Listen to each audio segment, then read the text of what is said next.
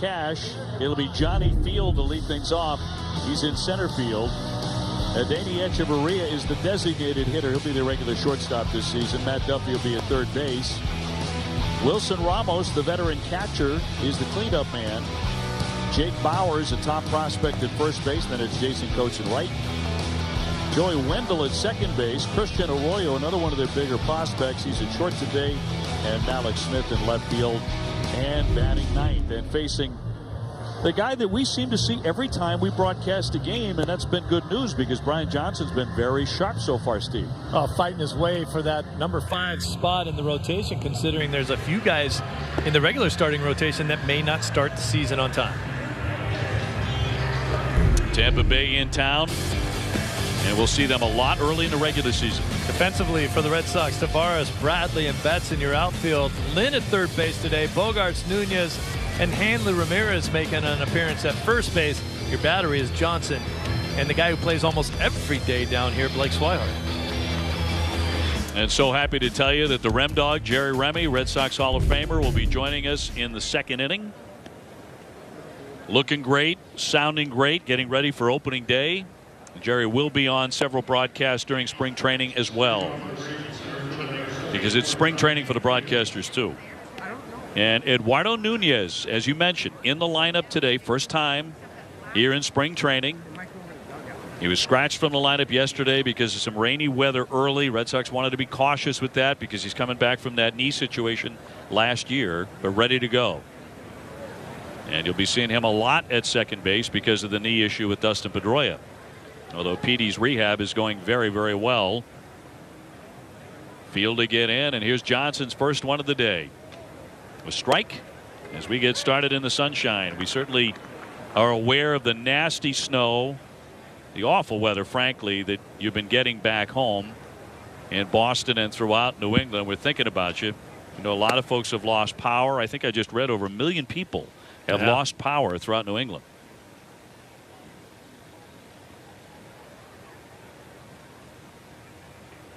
And the 1-1. Fly to left field. Tavares backing, turning immediately, and looking up to play that one off the wall and into second base, sliding with a double is Field. And Johnson is yet to allow a run against a major league opponent in spring training, but gives up a quick double. Yeah, this ball just out over the plate, and we know that Brian Johnson doesn't throw hard enough to really throw the ball by guys, so he's got to rely on his finesse. He's got to hit his corners, and that one didn't. Alex Gore saying today, and Jemai will have more on this in a little bit, he wants to see Johnson, you know, go several innings today, go as deep as he can. So today is an important day for him as far as a step forward. Here's a Danny Echeverria. Echeverria is going to be, as mentioned, their everyday shortstop, and he's a very good one, very smooth defender. Acquired from the Marlins last year. Is their DH today. And he rips that one. That's going to take a bounce up against the wall and bring in a run. Field will score easily as the throw comes in, and just like that, Johnson's allowed his first run of the spring. 1-0 Tampa Bay. It's kind of the way it started yesterday against Minnesota here. Yes, it did. Quickly and ugly.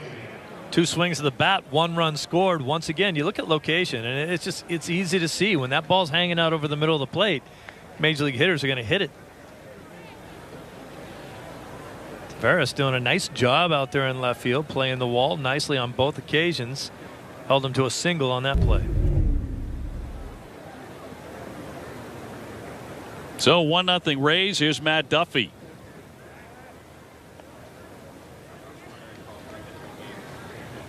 Duffy missed all of last year because of an Achilles injury.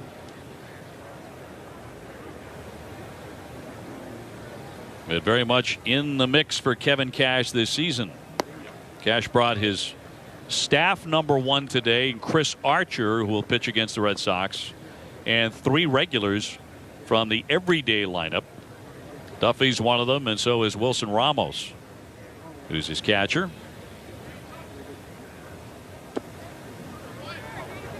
As you and I have mused on this in the past, that when we've seen Tampa Bay, you know, there are not a lot of household names. There used to be. Well, this was an organization that was knocking on the door for a little bit. Played in a World Series. Of the 32 players that opened the season last year that were either on the 25-man roster or on the Major League DL when the season opened, 32 of them, 14 are left. That's in 1 year. What a turnover. And, you know, they were a competitive club for long stretches of last season. And you wonder if that's going to be the last time in a while you can say that. They went 80-82. And as is typically the case with the Rays, they were a tough out. They were a tough club to beat. But now with all the departures, you really have to wonder, did they have any hope of escaping the basement this year? Yeah, I mean, they were a team that I think they knew they were a couple players short of being a really good team, but that didn't stop them from going out there and busting it every day. And that's what contributed to what you said. They were a tough team to beat. Eventually it seemed like you were going to get it done, but they were going to fight you everywhere. Well, that's always been the case. I think the teams they play inside their division, inside the American League East, they're always difficult to beat. Red Sox see him often early. That'll land high on Duffy. Ramos on deck. 1-0 Tampa Bay. This is where it gets a little scary for Johnson here. He's worked the count 3-2 again. Just threw the breaking ball that didn't break. Duffy's probably sitting on a fastball. But it missed. So the first three men have reached in this one. Let's go back to Jemai. Well, Dave, you hit it on the head. This is a big start for Brian Johnson. His third start of spring training. He entered this one going 4 scoreless innings. Red Sox manager Alex Cora says this was a big day for him. They're looking to extend him, stretch him out. He says the plan for him is to work on his fastball and then use his off-speed pitches to expand. But he so far has been pleased with what he's been able to do this spring and says that Johnson has a unique opportunity because with Eduardo Rodriguez, Stephen Wright potentially not being ready for the start of the season, he can cement himself towards that back end of the rotation. Now, certainly not helping himself early here this afternoon, Jemai, but coming into the day, you'd have to say he had the leg up on a number 5 spot in a rotation. Although still fairly early in spring training. Hector Velasquez throwing his hat into that ring through the other day. Gave up a 1 run in that. It was a solo home run. Dan LeMangie, the Red Sox new pitching coach, coming out of the bullpen, where he served under John Farrell. And keeping a very close watch on the left-hander today. Gave the Red Sox one of the really great moments all last year with that complete game shutout against Seattle in May. A wave and a miss by Ramos. It's a good test for Johnson because he's facing legitimate major leaguers here at the top of the order. Yes, and so far it hasn't worked out all that well. And obviously pitchers need time to build that arm strength. So you go a couple innings your first couple times out. He went 4 his last time, and they're going to let him go longer if he can. The bad part about that is usually you can only go as long as the other team will let you. It appears to be nibbling a little bit early after giving up the double and the single and then the ball 4 to Duffy. Now he's gone to 3-1 on the catcher Ramos. Hit 11 home runs, 260 last year. It's that one deep down the right field line. Mookie Betts taken off. That one sailing into the corner. And that's a fair ball. That's going to bounce on the warning track and bring in 2 runs. Echeverria is in. Duffy is in. And Ramos with a double down the right field line. Just like that makes it 3-0. Well, this is a ball that you kind of thought that maybe Ramos was helping him out with. He goes the other way with it. It's not that bad a pitch, but he gets it up in the air. And look at how far Mookie has to go. They're bunching him way into the center field. This ball hits off the wall down there past the pesky pole and bounces back towards center field. But Mookie had no chance of catching up with that to catch it in the air. I don't know. Are we allowed to call that the pesky pole if it's not in Fenway Park? Well, the replica. Which is a little longer to say. I get you. Takes a little too long. Jake Bauers here, the young first baseman. With a man at second. Nobody out yet for Johnson. He's quickly down 3-zip. Bauers was at Durham last year. Strokes that one to right field, driving back Mookie Betts. Mookie will make the play. Ramos will hold at second base, but that one was hit right on a line for the first out. Ramos with a little indecision there off the bat. He thought maybe that ball would get over Mookie's head, and he decided to go halfway. He'd score if the ball did get over Mookie's head, but did he forget that Mookie Betts won a couple Gold Gloves out there? Because that's a ball that maybe you should tag up on and move on to third base. Yeah, and my bet is that run of gold will not end anytime soon. Here's Jason Coates, right fielder. Well, great to see Eduardo Nunez out there. It was an odd process, and a lot of free agents said this winter. The whole process was very strange. Some of them are still out there, as yet unsigned. Guys like Jake Arrieta, for example, still looking for a ball club, someplace to land. In Nunez's case, you know, coming back from the knee situation, the PCL, that sprain last year, he was saying the other day that I really didn't want a lot of clubs looking at me. I didn't want anybody looking at me until about the end of January, as far as the workout was concerned. He was very cautious about that. Wasn't ready. Wasn't ready. You don't want to show someone your worst. Hey, I'll come and work out for you, but I'm not at my best, and that's what you're going to see. You decide you don't want me. 2-1 popped up. Long run for Hanley. It's a tough play right here. Can't get to it. But Nunez is a guy who gave the Red Sox such a lift. I mean, over and above the fact he hit .320 and showed power when he came from the San Francisco Giants. It was the energy he gave the ball club and great life in a clubhouse, I thought. Yeah, I mean, like you talked about, the numbers aside, what he did for the team at a time where they needed a little bit of a jolt. He hit 8 home runs, 27 RBIs. He only played 38 games. Got him looking. So Johnson picks up his first K of the day. He sits down Coates, and there are 2 gone. Let's see what Coates is looking at right here. So you can tell the difference in the pitch there. That pitch, outer half on the black out there, a much more difficult pitch to handle if you're a hitter. Not like some of the pitches that the guys early in this lineup were seeing that were out over the middle of the plate where they could hammer. Here's Joey Wendell, the second baseman. 7 batters in here in the top of the first inning, and he'll take a strike.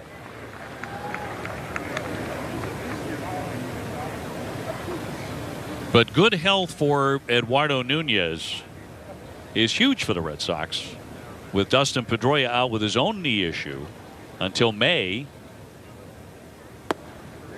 But you got to think Nunez is the front runner for that job to be the opening day second baseman. But you will get a little argument from today's third baseman, Sue Lin over there, who's very impressive. This organization loves him. Another guy. You talk about the 2 guys that came up and made a pretty good impression on this ball club last year, giving them a little boost, a little energy. Yeah, and I know that Alex Cora, this goes to your point, Alex Cora has been very impressed by Lynn and the ability to move him around on the infield, and the fact that the kid doesn't back down. He doesn't look afraid of anything. He didn't last year, and he had never played above AA. Even in the outfield, they've had him out there. But in Nunez, you have a proven veteran major league infielder who can swing the bat and help you with a little pop too. Career average of about 285. It seems like everywhere he goes, he hits. He was supposed to be the big Yankee prospect right around 2010. Did have a year where he made a lot of errors in a short period of time, and they kind of ran him out of New York. Here's the 1-2. Right at him. Nunez handles that chance and retires the side. Rough start though for Johnson. Gives up 3 quick runs, and the Red Sox come to bat for the first time here in Fort Myers. Eduardo Nunez at second base. Hanley Ramirez at first. J.D. Martinez played left field yesterday, the DH today. Xander Bogaerts at short. Xander swinging a good bat. Jackie Bradley in center. Blake Swihart as hot as anybody probably hotter than anybody in camp right now. He's doing the catching. Zue Lin at third base. And Anuri Tavares is in left field, and a number 9 hitter against Archer. Without dispute, he is the number 1 for Tampa Bay. Absolutely. This is a guy, you look at his numbers from 2017, they don't look that impressive when you look at the win-loss record and an ERA of over 4. But he goes out there every time you hand him the ball. 34 starts. That tied for the American League lead in starts last season. 200 innings again. Now, only 60 walks. Threw a lot of strikes. And a guy who, if he got some run support, you could easily see winning 16, 17 games, I think. Had the horrific loss total from the season before where he just couldn't get a win. Mookie tags that one. Good sign. He hasn't had many so far in the spring. He's off to a very cold start, 0 for 16. That's not many. That's not any. That'll change, you think? Well, he hit a couple on the nose foul yesterday, and right out of the gate does the same thing. Now, I saw something where Mookie Betts faced more than 200 more sliders last year than he had faced at any time in his previous season. So they're learning that you can't throw a fastball by him on the inner half, so they started going down and away. He's going to have to make that adjustment, and he will. Buried the 1-2 pitch. Mookie with 102 RBIs last season, won his second Gold Glove. He's only 25. He's already been to 2 All-Star games. The 2 Gold Gloves. Hard hit, that's fair. Snagged by Duffy, up and gunning, and not going to get him. Mookie Betts with his first knock of the spring. We were really worried. We were really panicking. That's a great reaction. Tommy Goodwin with a big hug for Mookie down there. Hey, remember, I can do this. Yeah. And you know the funny part about it, if you don't have the speed of Mookie Betts, any other hitter gets thrown out right here. Great play by Duffy down the line. Yeah. Nice dive. You got to get up. Look at Mookie motor, and he's begging for a hit there. That's the only time you may say that all year. Oh, man. That's a great play by Duffy down there. He comes up throwing, but with Mookie's speed, you can't get him. Classic reaction there. Thank you.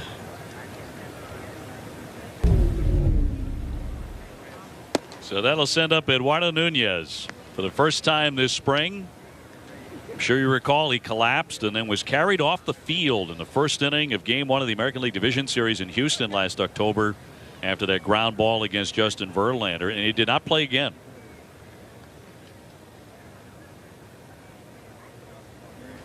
And that was an aggravation of that PCL, that sprained PCL in the right knee. Skies a pop-up here. Out goes the second baseman, center fielder, coming on to make the play. So Field with the grab, and one man gone. Hey, let's check out the defense here for your Tampa Bay Rays. Smith, Field, and Coates is your outfield. Duffy's the shortstop. Duffy's the third baseman. Arroyo at short. Wendell and Bowers, their ace. Mr. Archer pitching to Wilson Ramos. So Archer to pitch to Hanley Ramirez. Hanley so far 3 for 19 this spring. Batting out of that 3 spot right in front of J.D. Martinez. With Mookie Betts aboard, man 1 down, 3-0 Tampa Bay. Stroked into center field, a sinking liner, and caught by Field as he measured it. He flips on to first base, but won't double up Mookie. 2 down. Good looking swing there from Hanley. Hammered that ball right up the middle. Fields got a little bit of a funny jump on it, and then he decided to dive it. Made it look like a much more difficult play than it was. There's Hanley right there. The classic pose after the swing. He knew he hit it hard. He also probably knew he hit it far enough where the center fielder was going to be able to make that play. So that'll send up J.D. Martinez, the designated hitter today, playing back-to-back games. J.D. saw his first action yesterday in the loss to Minnesota. He went 0 for 2. 6'3", 221 pounds, and somehow he looks bigger than that. Yeah. In person, he looks bigger than that. It'll be interesting to see how Alex Cora tinkers with the batting order here, with Martinez hitting 4th in this one. Felt like he was really leaning towards Martinez hitting 3rd when they signed him. As we showed you, had a big year between Detroit and Arizona before signing with the Red Sox as a free agent at 45 home runs. He did that in only 432 at-bats. Had a little foot problem early in the season.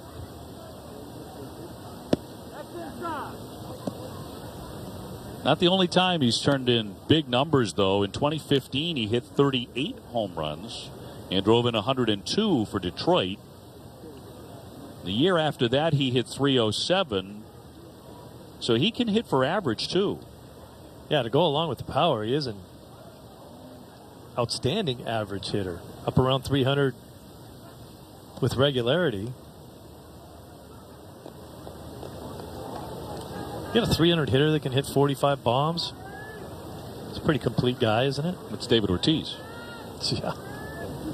That's Big Papi. 2 down. Mookie with a decent lead, not running. And a slicer to right field. That'll dunk down for a base hit. It gets beyond Coates. Mookie taking off. He's going to be waved in. Fable's trying to bring him around. Here's the play at the plate, and he is safe. Martinez to second. Red Sox on the board.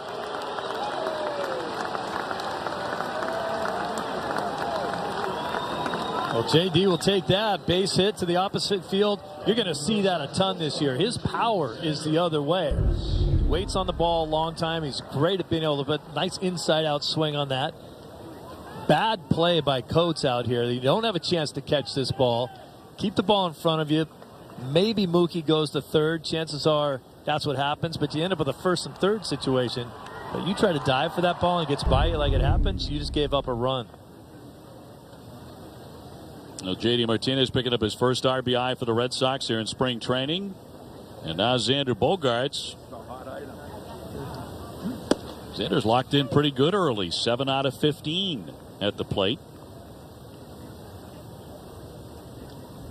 Martinez moving up to second base on the throw home. And 3-1 Tampa Bay.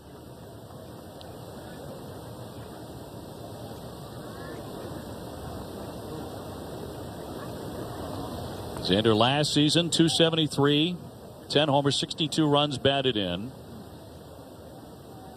It wasn't really until deep into the winter that he talked about that hand injury when he struck by a pitch midway through the summer, how that affected him the rest of the way. And he admitted, I probably should have sat out for a while. I shouldn't have pushed it to get back in the lineup quite so soon. You hear that from guys who are 25 years old. And, you know, when you're 22, 23, 24 years old, you don't want to tell anybody you're hurt. You never want to admit it. And with maturity, you begin to realize, yeah, I probably should have sat out a good week. Yeah, I mean, sit out a week and come back 100% healthy is a lot better than playing through it and never being healthy really for the rest of the season. Hand injuries, you're going to use your hands every day in every position of this game. Little dribbler here. Archer with a bobble, but he'll outrace him to first base to retire the side. When we come back, the Rem Dog will be joining us here inside the broadcast booth at Fort Myers, Florida. 3-1, Tampa Bay. I'm doing real well. I got down here about a week ago, and nice to change of climate, obviously. Get down in the good weather, and everything's going very well. Well, from the time I got here, 5 seconds after I arrived, everybody I've talked to has asked me the exact same question I just asked you. How is Jerry doing? How's he feeling? When are we going to see him? And when you showed up the other day here in spring training, it was just great to see you. And I know a lot of fans are coming up to you all the time. You're all done with your treatments. Yes, that's correct. I obviously had the surgery last in June. That was followed by chemotherapy. Came back to work a little bit at the end of the season with the chemotherapy. And then had 27 treatments of radiation going into this off season, which carried me through about the middle of January. So I've been finished with the treatments to that point. As you see the swing and the miss right there. And you had never done all of these. I think most fans are very aware this is not your first go-around. It's several bouts with cancer. But this is the first time you've ever done all of these: surgery, chemo, and radiation, right? Yeah, Dave. You know, what happened is when they did the surgery, they were very confident it was localized and they were going to be able to take it out with, just the surgery being done. But then I got the word that it had spread, and that was obviously very concerning to everybody. So right away they went into radiation. They went into talking about chemotherapy, going through 3 sessions of that, 3 cycles of that, and then radiation to get a node out of there. So it was more complex, and obviously it was the full deal. Yeah. And, it's tough physically, it's tough emotionally.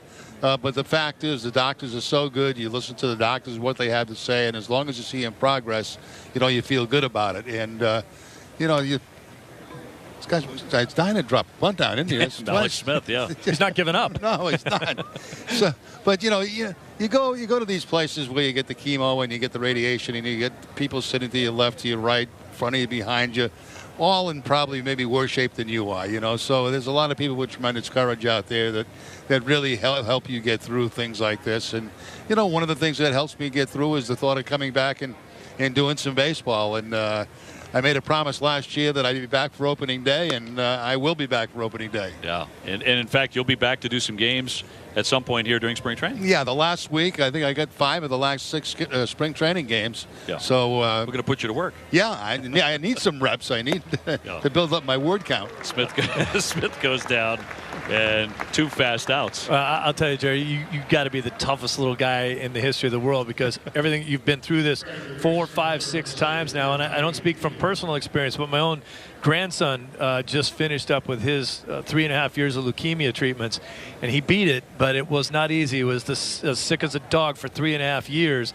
and threw up 15 times a day for 3.5 years. So going through the chemo and radiation that you had to do after the surgery is just, it's unbelievable that you fought that off again. Yeah, you really have no choice, Steve. You get this information and you've got to do exactly what the doctors say. We're very fortunate that we have some of the best in the world up in our area, and to be able to listen to them, take their instruction, and just battle your way through it. And you get positive signs as you go through that make you feel good, and you get to a point where you feel things are turning the corner now. You feel a little bit better, and but it's difficult. I'm not going to lie. I mean, it's very difficult to go through, and I don't wish it on anybody. But I gotta tell you, if you're going to have it, the place to get treatment is up in the Boston area. That's certainly the place.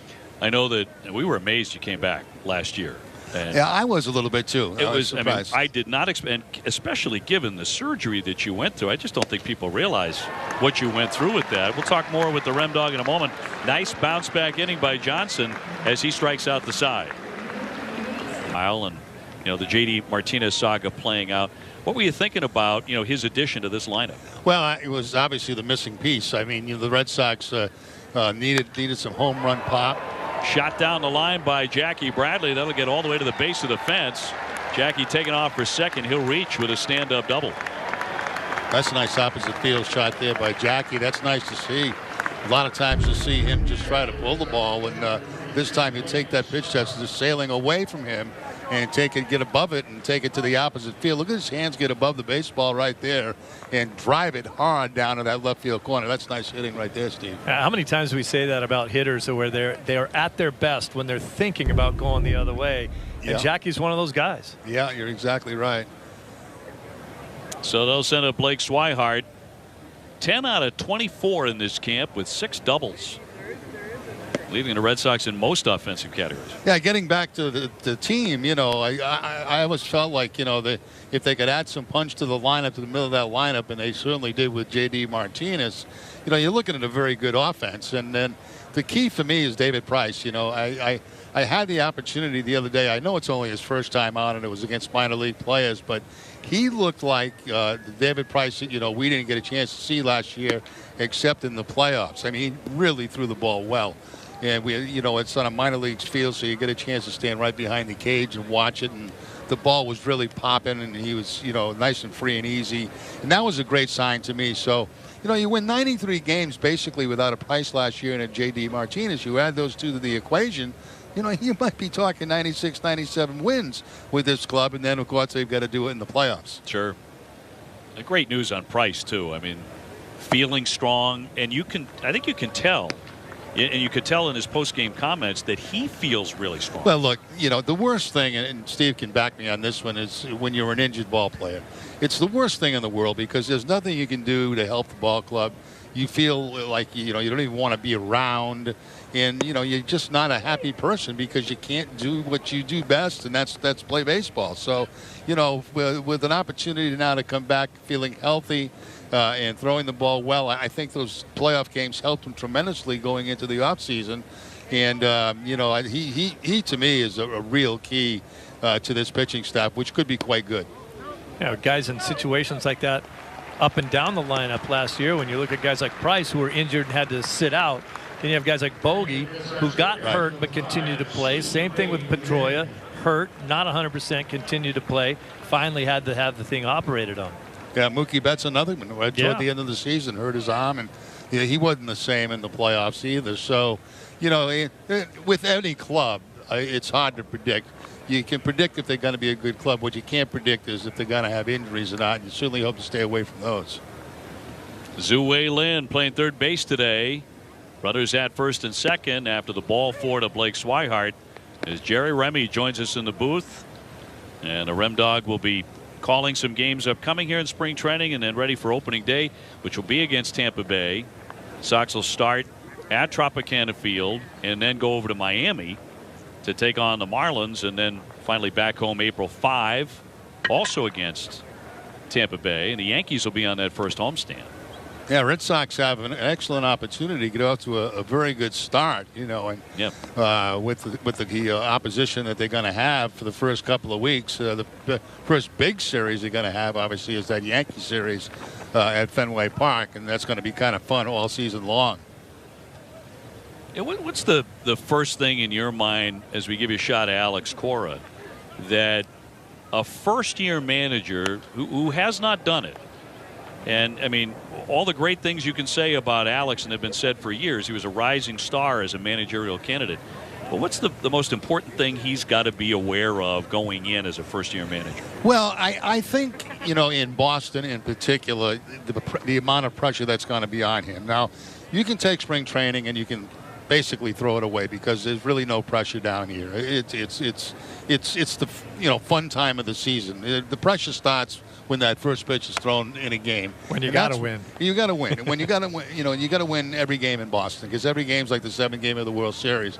So to me, that's when the pressure starts. And how he's able to deal with some bad stretches and some things going wrong, will determine really what kind of manager he's going to be. Now, he's been very hands-on down here. What I've seen in the week that I've been here, doing multiple jobs really. Pretty well hit out to right center field, and backing up his coach, the right fielder, shy of the track. Jackie Bradley's going to advance second to third, one man away. And I also think he's trying to build relationships, very close relationships with his players. You see him eating in the dining room with them. He's always joking with them in the clubhouse. So I think he wants to have a very, he's going to be a player's manager. There's no question about that. But, it's interesting how the game is going to young managers now with no experience. Basically Cora, no experience. And then Boone, no experience. And they have so much information available to them on a daily basis with the analytics right now that, they're very well prepared for a ball game. I think Ron Renicky will really help him sitting on the bench as well. I agree. Play at second, got him there onto first, not in time, and a run will score. JBJ touching home to make it a 3-2 game. No double play for Tampa Bay. Yeah, that's invaluable, isn't it, to have not only a veteran bench coach, but a guy who's managed in the big leagues for several years himself. Absolutely. To have some guy that you can go to in certain situations that has been in that situation before. He may see something that you don't see, and he can come up and talk to you. And it's always great to have a great relationship between your bench coach and your manager. And Renicky certainly provides that. He's a very cool customer. Doesn't get too excited. He's been around the block a few times, so I think he's going to be enormous help to Cora here in his first year. Here's Mookie Betts. Mookie with his first base hit of the spring and scored his first run in the first inning. That's funny. Mookie getting that base hit is like he wanted the baseball. Even his spring training guys want hits never you bat. Yeah. Yeah, and I also think that Alex Cora is a guy that has very little ego about asking questions or asking for help from his bench coach or from anyone else on the staff, even the players. And I think that's the way you have to come into this season. I would agree. No manager knows everything. And no matter how long you've managed, they'll admit it. Guys that have been around a long time are always learning something about the craft. So the more questions you can ask, the more information you have available to you, the better off you're going to be. Mookie tags that one to dead away center, but Field with room and will make the catch. Great having you back with us. All right. You sound like $1 million right out of the gate. I don't know how you do that, but you're a natural. See you a little bit later in the spring on the air. Yeah, and I'll be here every day just watching what's going on. So Jerry Remy. All right. Back to work. Jerry. All right, thanks to the Rem Dog. 3-2 Tampa. It's flying. A little on the cool side today. We're not complaining. I mean, it's just beautiful. Certainly not going to complain given what everyone's handling back home. Yeah, I have a little jacket on for the first time in spring training. Wind's a little chilly. Standing in the shade, but out in the sun, it's beautiful.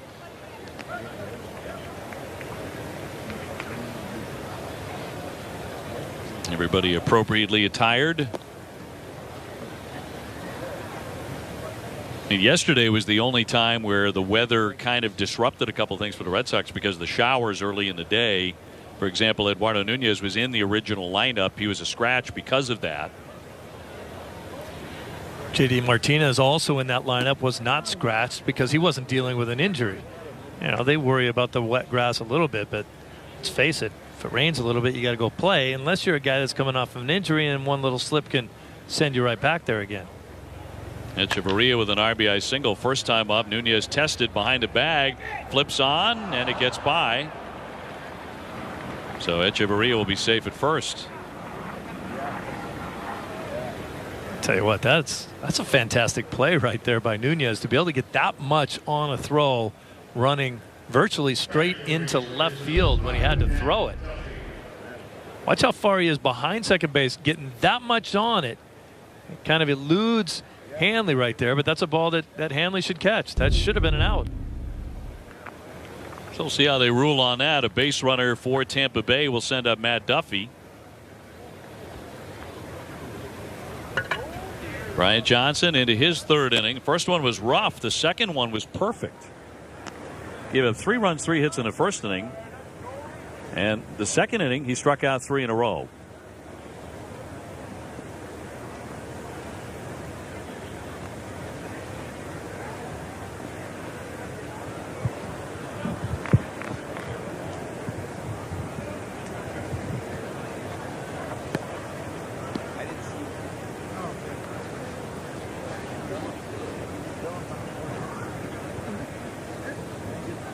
Duffy walked and scored in the first inning. Red Sox are 8-6 on the spring. The Rays are 6-7. No ruling on that Echeverria hit yet, huh? They've charged an error on the play, but we have not been told who it was on. Nunez or Ramirez. I'm with you. I thought the throw, even though it bounced once, was on target. Usually they give the error to the guy who threw the ball. And, you and I have discussed this a lot. I know I talk a lot about it in the pre and post game show. It seems that to me these days they pass out hits like they're passing out candy sometimes at ball games. But to me, that's a hit.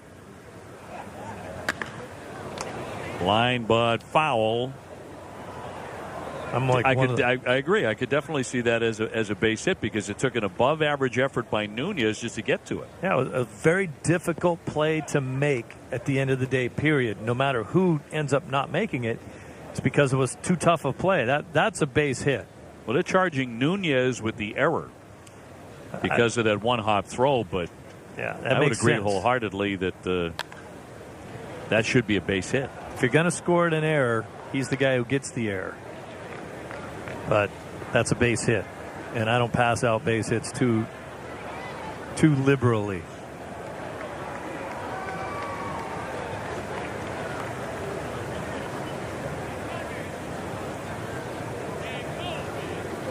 Johnson's 1-2 to the shortstop. Xander Bogaerts got one there and a double play. So just like that, 2 down. Let's send it down to Jemai. Well, Dave, there are plenty of the Red Sox marquee players trying to work their way back from injury during spring training. Dustin Pedroia, Stephen Wright, and Eduardo Rodriguez come to mind. And as far as Petey is concerned, he's been doing some hitting, some fielding, taking ground balls, but nothing side to side just yet as he works his way back from the knee injury. But he has been doing some strength and conditioning work.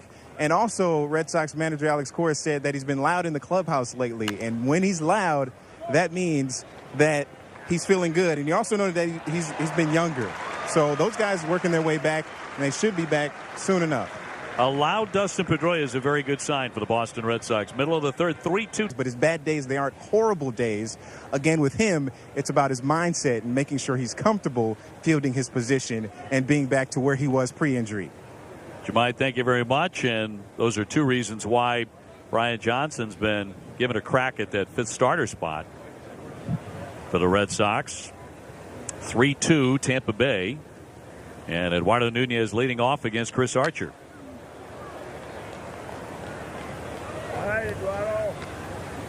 Eduardo with the Giants and the Sox last year. With San Francisco, he hit .308 over 76 games. Dealt to the Sox in July and would hit .321 for Boston with 8 homers in 38 games. He made an immediate impact. I think the power caught you a little bit by surprise, didn't it? Absolutely. I mean, 8 homers in that period of time. He just did exactly what they asked him to do when he got there. I don't think that they really expected him to be a guy that they couldn't take out of the lineup, but that's who he ended up being.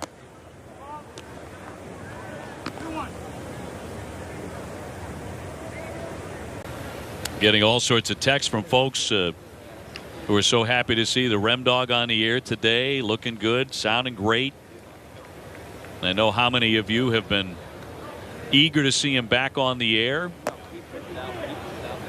And I can tell you he's been eager to get back on the air. Yes. Loves to work and work a lot. And just so happy that he feels good. Because he's been through a bit of hell. A bit? I don't think people realize just how bad that surgery was and how much he had to make his way through. I mean, just about everybody has experienced a situation where a loved one has battled cancer. And in Jerry's case, he's like a family member to Red Sox Nation. And he's treated exactly the same way. And everybody who's seen him here he's brightened up their day. A cut and a miss, and Nunez hacking away goes down on strikes, and Eduardo's 0 for 2 today. That'll bring up Hanley.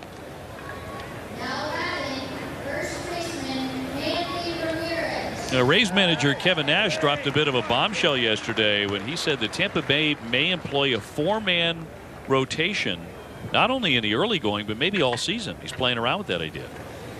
Yeah, you know, the game's changing a little bit. The starters, you know, everyone used to say you can't win without starting pitching. You need guys to get deep. You need guys to make 32 to 34 starts. They got to throw 200 innings. High chop, Arroyo on target. 2 down. It's not as important anymore, but I can tell you, if you're talking about having 5 starters and 7 guys down there in the pen, that gives you 12 pitchers. If you go to 4, maybe you get 8 guys in the pen. And if you decide to do that, maybe you even decide not to carry an extra utility infielder. You can have 9 guys down there. But if your starters out of the game every day in the 4th or 5th inning, those guys in the bullpen are going to really run out of gas pretty quickly as well, even if you do have extra guys down there. So not so sure how it's going to work out. Here's JD for the second time. He has an RBI single today. Punched a line drive to right field to chase in Mookie Betts after it ate up Coates on a bounce. JD hit 3 grand slams last year. How many did the Red Sox hit? None. So right away, you love that improvement potentially. Back in 2015, he hit 3 home runs in 1 game at Yankee Stadium. And then last year, he belted 4 home runs in 1 game against the Dodgers, which tied the major league record. And he's 2 for 2 today. Another single to right field. Get used to seeing that because he uses right field very well. Yeah, and it makes absolutely no sense to employ a shift against Martinez because he's an opposite field hitter. He can do it. That's nothing but just looking out there showing, what are you giving me? You're giving me the entire right side? Well, guess what? I can hit it over there all day long. Well, Jerry, in fact, was watching him take BP, his first BP here at JetBlue the other day, and we were chatting afterwards. He said his power to right center and like up and over the bullpen, and here at JetBlue onto the grassy area beyond the right field bullpen is something to see, because you don't see a right-hand hitter do that very often. Yeah, and you know, that's one of the reasons why, you know, everyone said he hit 45 home runs last year, and he did. I don't think he's going to hit 45 home runs in Fenway Park this next season. Why do you say that? Well, because his power is the other way, and that is an enormously big right center field in Fenway Park. He's going to lose some home runs in right center, particularly early in the season when it's cold and dreary and the ball doesn't jump. Now, but like I said, I don't think he has to. 30 home runs. If he hits 30 home runs this year in a Red Sox uniform with the lineup that's playing in front of him, what's his career high in RBI? It's like 104. He only had 102 last year with 45 home runs. I guarantee he gets 120 to 130 RBIs if he hits 30 home runs in this lineup. But you think the wall will steal some of those home runs? Yeah. Xander Bogaerts 0 for 1 today. Red Sox down a run to Chris Archer in Tampa Bay. You know, everyone says, oh, left field wall, Green Monster stares you right in the face. Well, they don't tell you that the dead right center field's 380 feet away. That's a long poke out there. Of course, he saw it as a 19-year-old. Celebrated his 19th birthday at Fenway Park, courtesy of Mike Lowell, who left him the tickets. Very nice of him. Thank you very much. JD was all decked out in his Red Sox gear, looking very much at home even back then. Sox have now out-hit the Rays 4-3.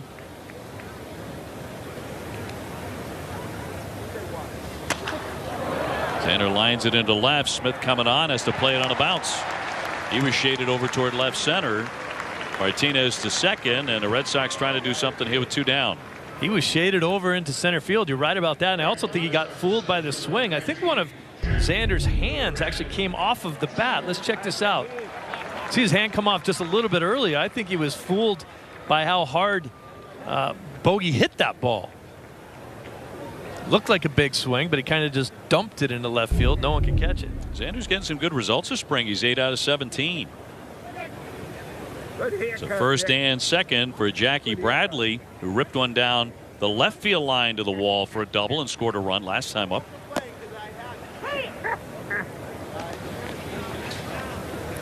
Now, how about yourself, Obi? Do you think 45 is a tall order? You know, he hit 38 in a big ballpark a few years ago with Detroit. Not a 37-foot wall. Jackie will get drilled here. So to your point, food for thought, but I just think he's so strong. I think he's got a real chance to get there. 40 anyway. I think that's going to be kind of an average year for JD Martinez for a while. Yeah, around 40. I guess I just hope that Red Sox fans don't hey, expect it. He hit 45 last year. Right. He needs to hit 50 in Boston. Right. Coming to Boston. Right. You know, much the same way Red Sox fans expected enormous offensive numbers out of Pablo Sandoval. And that's not the player he was. And he had some ridiculously disappointing seasons. But he was never going to be a guy that was going to come in and hit you 30 home runs and hit 300. Blake Swihart walked his first time up as the bases loaded 2 down. But I think this guy is such a better hitter than Pablo Sandoval. No question about it. He's in a different I'm just league. talking about expectations. You Sure, know, yeah. They expected a lot out of the Panda. They weren't going to get it.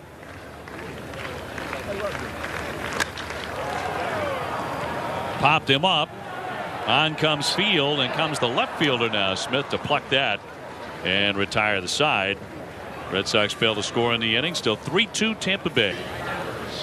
Now, day is done for Brian Johnson. He goes the first 3 innings, giving way to Fernando Rodriguez, the right-hander. So far this spring, 7 Ks over 6 innings. Last year spent most of the season with the Cubs AAA Iowa affiliate after being signed by the Sox as a minor league free agent. He's signed by the Cubs. Got an invite to Major League Spring Training. Began the season on the DL, though, with a right shoulder strain. It's no spring chicken. He's been around. He's 33 years old. This is his 16th professional season. It's amazing. In the case, his case here, he had Tommy John in 2013. There's a little breakdown on his pre and post surgery numbers.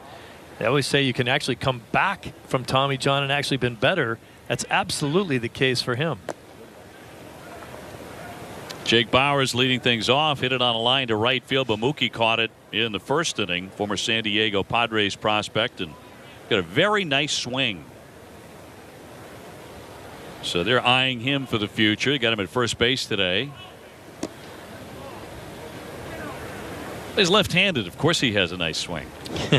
Every left-hander who ever picked up a bat has a beautiful swing. At least it feels like it. Rodriguez falling behind the 3-0 and drills in a strike. Right there. Prettiest swing maybe ever invented. Andrew Benintendi's got an absolutely gorgeous swing. Yes, he does. Well, number 9 swing was pretty and did some serious damage. A little bit of damage, yeah. What did he drive in as a rookie? 145? As a rookie. Probably weighed about 130 pounds.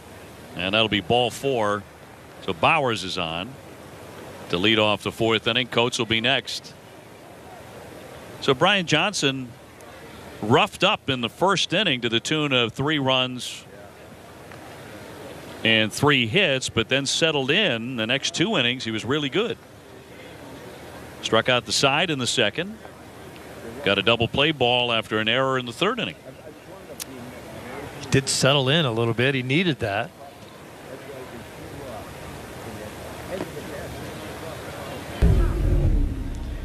Here's the guys that Johnson struck out and how he got it. That one was nasty on the outer half, right on the black. And that was pretty much the same pitch, and you're unable to hit that pitch. And just threw that fastball right by him. You could see what he was trying to do, especially to the right-handed hitters, is live on that outer corner. But the 3 runs hurt him right away. Yeah, you know, it took him some time to get the feel for the mound there and get a feel for the ball game, and his pitches early on were out over the middle of the plate, and they got jumped on. And that was kind of the philosophy that Tony La Russa was talking to us about the other day, where you start quick. Get up there and start quick before anyone has a chance to settle into a game. Coach struck out looking his first time up. Nobody out, a man aboard, runner goes, and it's fouled away. You know, they say spring training is just about getting ready. The results don't mean a whole lot. What happens in spring training games don't mean a whole lot, but sometimes they mean a little bit more. And we're talking about Brian Johnson today, and this is a step up in terms of expectations for him in his bid to make that 5 spot. And just reading about a little bit of a confrontation yesterday in spring training, and it was just a batter pitcher thing between the Dodgers and the Angels. And Ohtani, the new signee from Japan, the superstar from Japan, faced Clayton Kershaw for the first time. Now, Ohtani, anybody could have signed him. In the end, he chose not to play for the Dodgers, but to play for the Angels. And Kershaw at one time was quoted as saying he was excited about potentially having him with Los Angeles, with the Dodgers, he decided to take an offer from the enemy and go with the Angels. And yesterday, Kershaw struck him out with a nasty curveball and later said, you know, yeah, I wanted to show him that. But, hey, he didn't sign with us, so basically, you know, this is what's coming, in effect. Yeah. Kind of along those lines. Kershaw can do that to almost anybody. And often does. You know, more than just about anybody. He's incredible. But it was a little bit of, you know, an L.A. thing. Yeah. You know, Southern California thing. Like, okay, you didn't want to come with us? You want to go with the Angels? Okay, fine. You know, I'm going to get a little nasty here. And you're right about that. I mean, spring training means different things for different players that are down here. I mean, for me, spring training was always another year that I had to prove that I belonged on the team. And that's what Johnson's trying to do.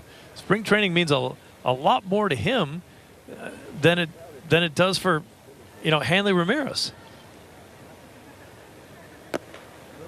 And what do we call that down here in spring training, you and I? You know, if you're going to make the team and everything's cool, you're just working on things. Hanley Ramirez can work on getting his timing ready. He can work on refining his skills at third base or first base over there. He doesn't have to worry about making the club. Brian Johnson's trying to make this team. Yeah, so much riding on it, and that's in there for a called strike on Wendell, who grounded to second first time. Yeah, completely different ends of the spectrum. It's a great observation about the difference between, you know, a Brian Johnson who has maybe a pathway to make the club, but it's all about what he does today and what he does a few days from now. As a runner goes, a little topper here and a little bobble on the infield. So everybody's going to be safe. The Red Sox do not get an out on the dribbler by Wendell. Tough play here because everybody's out of position with the runner going. You see Nunez headed up the middle to cover the base. He has to try to make an adjustment. Here comes Bogaerts, who was covering second base as well, coming all the way across to the other side. Couldn't field that ball cleanly in time to get the out. So first and second, and one away for the Rays and Christian Arroyo.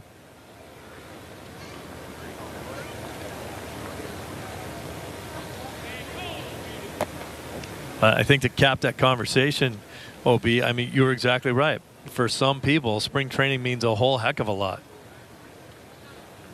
Means everything. Opportunity to play in the big leagues, maybe for the first time in your life, and achieve that dream. Or it could be the end of the line as far as your major league hopes and dreams. Arroyo 0 for 1. He struck out in the second. He was acquired from the San Francisco Giants in the Evan Longoria trade. In fact, he's from the Tampa Bay area. Red Sox looking to turn two again as they did in the third inning. No throw to second base. 3-2 Tampa Bay. Red Sox have out hit him 5-4.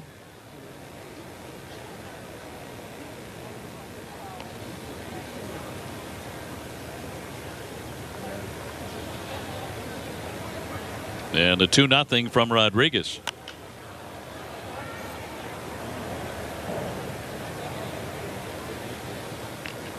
And you know, the guys who are in that boat, like a Brian Johnson, who are trying to make the team, or a Zhu Wei Lin, they wear it different too on their face every day than, as you mentioned, a Hanley or a Xander or a Mookie Betts, who know they're going to be in that everyday lineup.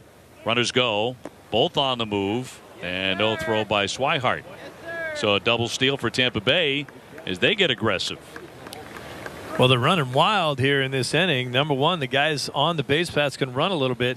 Number two, Rodriguez not doing a great job of holding runners. Guys getting great jumps. Swihart right now doesn't have a play anywhere.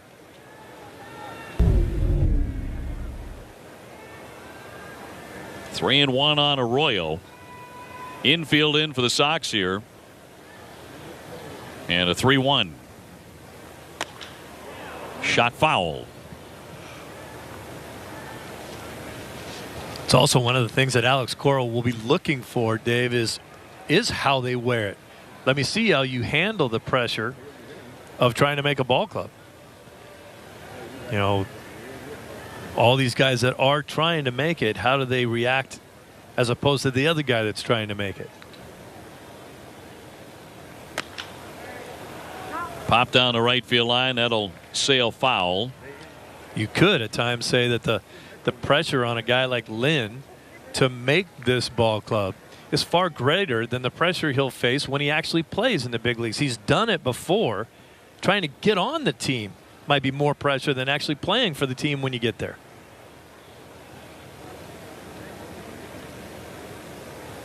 There's some guys that don't handle that very well and never get to the big leagues. 3-2. Check swing. Did he offer? He did. That's strike 3. Arroyo fans for the second time. Rodriguez with a big K there. So now they'll back up on the infield. Arroyo didn't think he went here. Let's show you the replay of it. And that's a swing, my friend. In the old American League about 20 years ago, maybe that wasn't a swing, but it is now. Now the number 9 man, Malik Smith. 0 for 1. He whiffed in the second. Red Sox with a lot of regulars today. Jackie Bradley, Mookie Betts, Xander Bogaerts, Hanley Ramirez, and Eduardo Nunez, not to mention J.D. Martinez for the second day in a row. J.D.'s 2 for 2. Alex Cora said J.D. likes to play in 3 games in a row down here in spring training. He wants to get as many at-bats as he can. He said he wanted 60 to 80 at-bats. That's not going to happen unless he goes down to the minor league fields on days where he's not playing, and sometimes they'll let those guys get an at-bat every inning. You can get 8 at-bats in a day. Of course, his appearance was delayed because of all the medicals. That process which dragged on for several days. Alex Cora said that sim game that he played in 2 days ago counts as one of the games, so this would be his 3rd in a row. Probably get the day off tomorrow. And a 1-1 to Smith. Hammer to left field. That's going to drop down. 1 run is in. Here comes Wendell around. The throw to the plate. He gets in. Down to second base, Smith. 2 more runs on the board for Tampa Bay. They now lead it 5-2.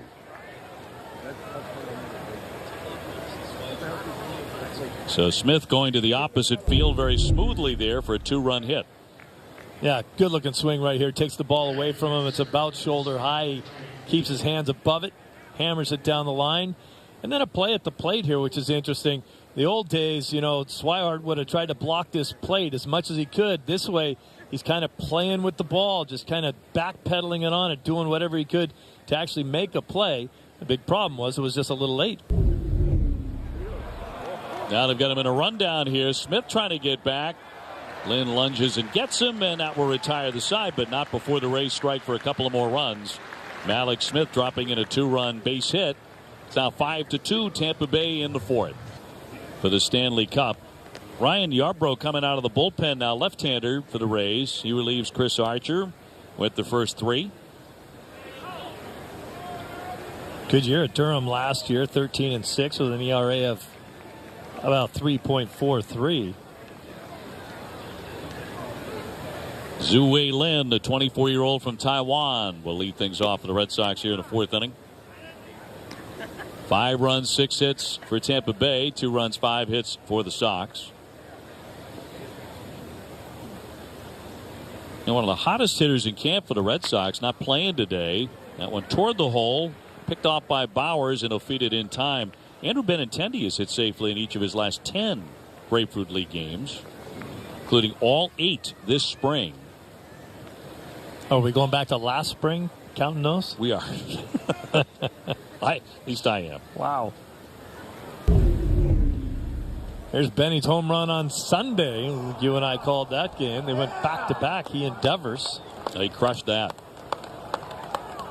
And Devers hit a seed. Yeah, this was a big home run that he hit up in the air, and then Devers turned around and hit a line drive right out of the place.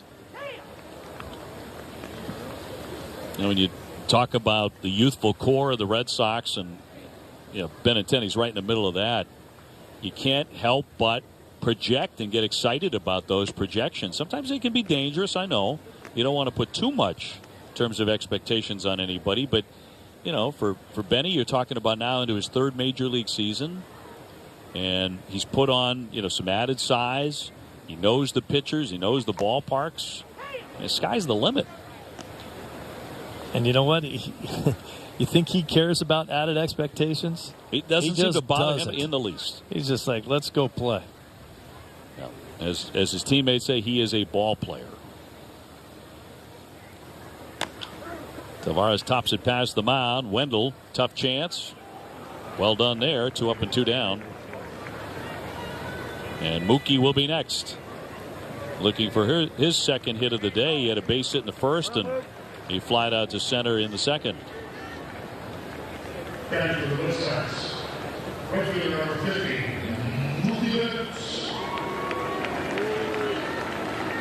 Mookie has led the Red Sox in wins above replacement each of his 3 full major league seasons. And he'll look at a strike.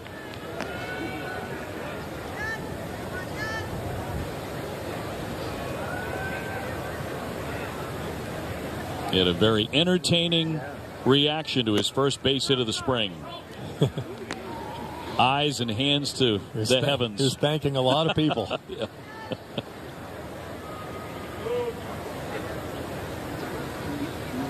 Hitters are funny, man, aren't they? I mean, we're talking about spring training. We're talking about one of the great talents in baseball today.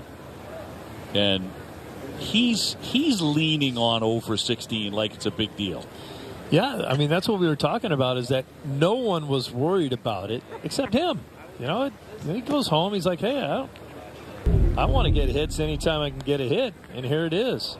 And if it wasn't him running down the line, this probably wouldn't have been a hit. Oh, thank you. Look at Tommy Goodwin coming over. Big hug.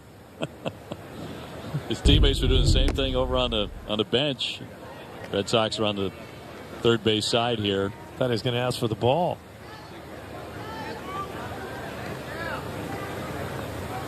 Yeah, I mean, it's easy to sit back and say, it's Mookie Betts. We know he's going to be okay. Which is what I've been telling. And that one hit toward the alley, but Coates will be there to run it down and retire the side. Red Sox. 1995, so that prompted a column by the Boston Herald and columnist Steve Buckley, who got to asking the Red Sox front office about this very thing.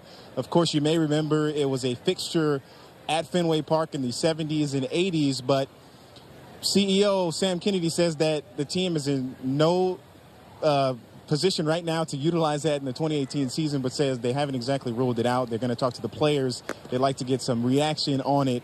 But I actually, personally, I don't think that it'd be a good idea right now, because when you got a guy like Craig Kimbrell, he seems to fire up the place when he exits the bullpen, takes that nice hop, and he finally makes his way onto the mound. What do you guys think? That's a fair point. I grew up with it, though. A high fly, that's a towering drive off the bat of field here. And back to play the carom, Jackie Bradley, and he'll trot into second base with his second double of the day. What do you think?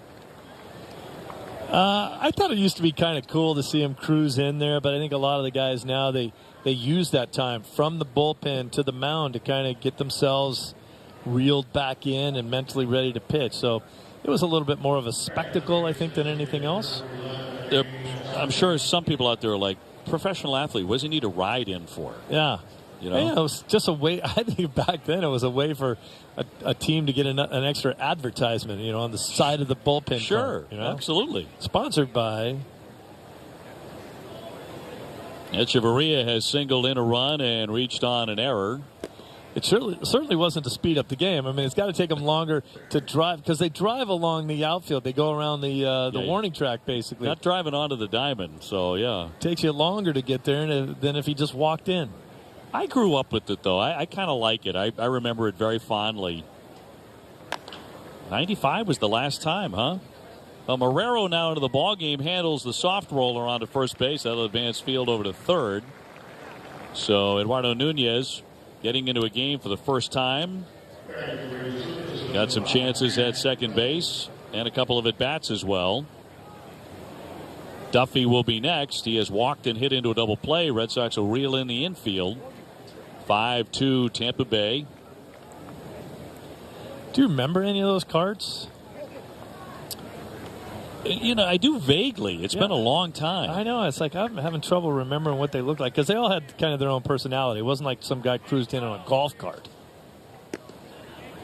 I like the ones that were painted with seams on them. They're painted like a baseball. Yeah, I remember. I think the Dodger one is still in the hallways of the stadium. It's a big baseball with the seams, and you sat in there. It basically is a golf cart, but you're sitting in there. 0-1 from Rodriguez, and a strike.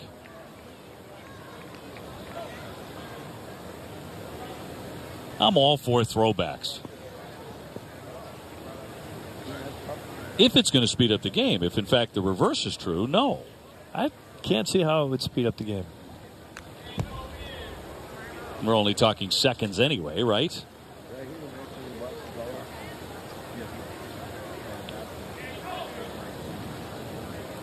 I think these days, too, not to say that there's more attitude in the game than there was back then, but I would say there's a certain number of pitchers that would say, I'm not getting in that thing. I'm running straight to the mound. You can take your little victory lap if you want to, but I'm not getting in it.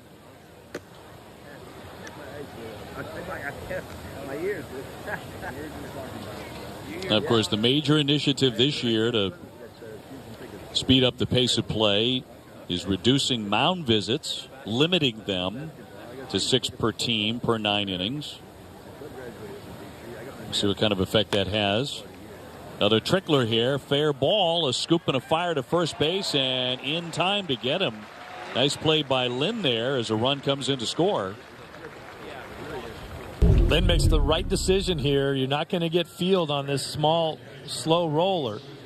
And then he had to adjust the way he fielded that ball in order to throw it to Ramirez. Now, that's not his natural position, third base. So once again, he's showing his versatility, bouncing around, playing different positions, and making all the plays. But a run crossing home plate as Field scores to make it 6-2, and now it'll be Wilson Ramos who doubled in a pair of runs his first time up, 1 for 2 today.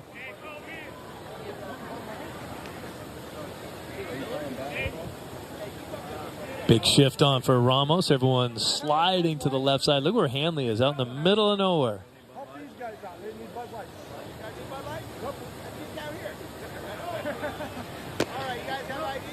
Tried to hold up, and he did. See, I think it'd be interesting to watch Hanley on this play, just because I know he's going to take a few looks over at first base saying, man, if they hit a sharp one-hopper right at Lynn, he's going to throw the ball to first base before I get over there. Now he has additional time to get over there because of the guy at the plate. And Wilson Ramos, the catcher, 30-year-old catcher. No, you're good. But there's got to be a little sense of panic given how far away you are. Yeah, you're just like, wow, I might not get over there. Plus, if that scenario comes up, one hopper to Lynn, he's got to adjust. He's going to have to wait a little bit longer. Throws off your rhythm a little bit. You have to take an extra crow hop before you throw it. There's a lot of reasons where bad things can happen. It's not the normal rhythm of the game. A good count for Ramos, 11 home runs last year. Catcher from Venezuela. He'll be their number 1. He'll take ball 4. So Ramos aboard. Jake Bauers will be next. 6-2, the Rays. Yesterday was a tough day for the Sox. They dropped a pair of split squad games, 2-1 against the Phillies, and the loss here to Minnesota at JetBlue, which got away early. Yankees are now 10-2 for the spring. They've had one visit here to JetBlue. Now the shift goes to the other side of the field. And this is that situation, OB, that Bogarts was talking to me about, where he becomes a second baseman. He doesn't really like being a second baseman. Every shortstop, they know the play is going to be facing them, in front of them. As a second baseman, there's a lot of plays around the second base bag where your back is turned to the runner and to the first baseman. They don't like that too much. There's a lot of middle infielders that have played both, but not Xander. He's a shortstop. And if this was a one-out situation, he would be relied on to be a double play combination with Lynn, who's technically the third baseman. And that's something that Xander said he really has to work on because it's very awkward for him. It's taken a lot of us getting used to looking at the defensive shifts like that. And now it's become so commonplace to look at the diamond and there's no third baseman. Yep. You know? Nothing. And someone has a responsibility to get there if there's a dribbler or something, and Ramos decides to go all the way to third. Bounced, and a good stop there by Blake Swihart to hold that runner at first. Not that Ramos would be taken off, but didn't get by him. Nope. Something that Swihart's worked very hard at here. That was really his biggest deficiency behind the plate. Said he didn't block balls well. He's getting 100 times better at it.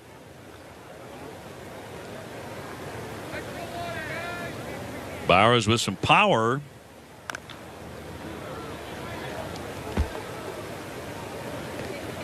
So this play, obviously, if there's a ground ball hit to Lynn, who's technically the third baseman playing short, it's a lot easier play for Xander because it's just a force play at second. You don't need a double play. You got 2 outs right now.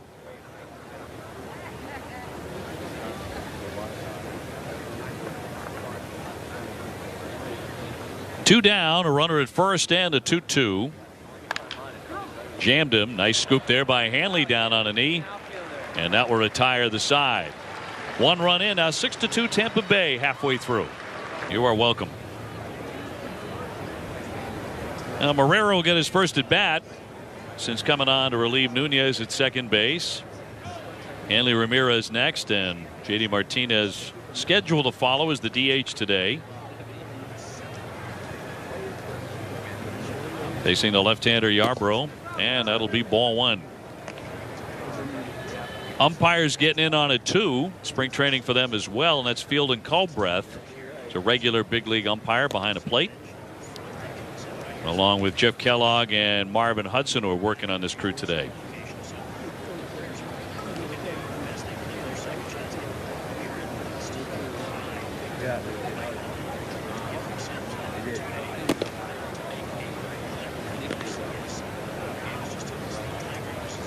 Tomorrow, Chris Sale is on the hill at 105 against the Marlins over in Jupiter.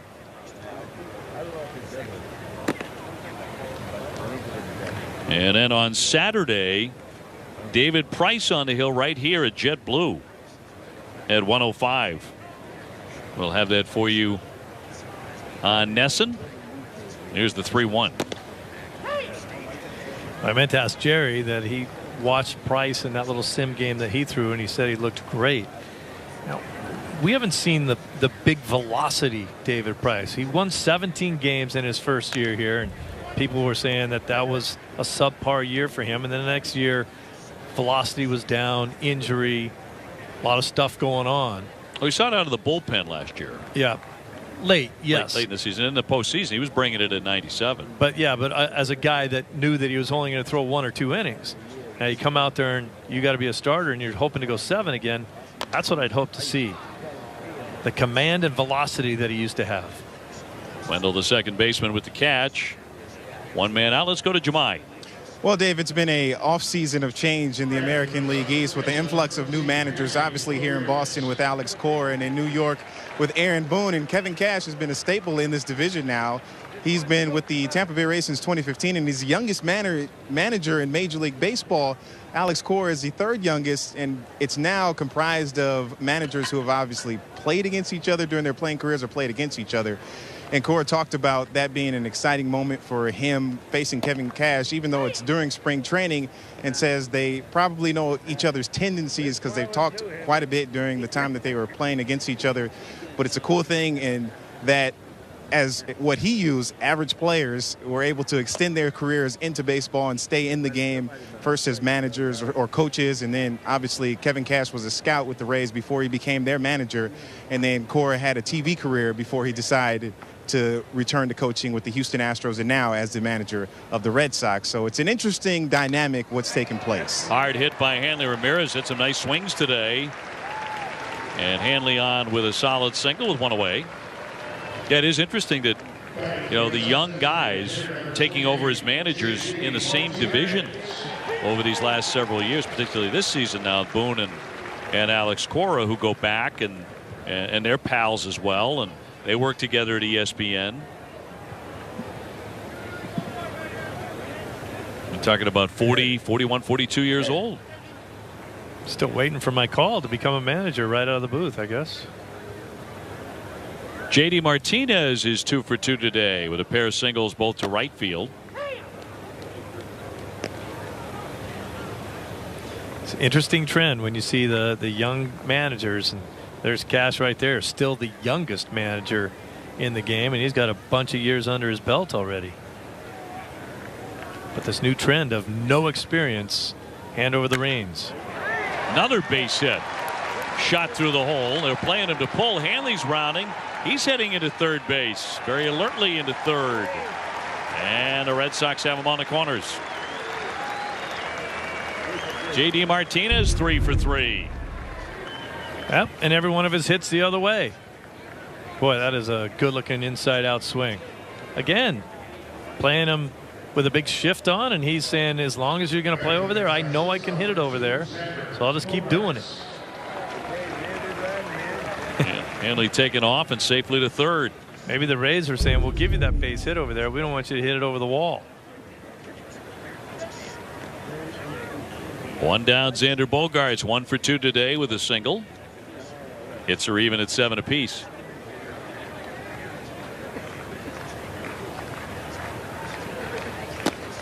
And Hanley jackknife, strike one.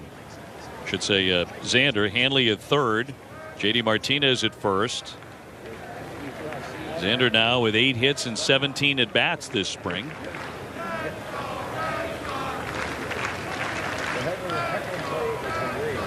And the 0-1.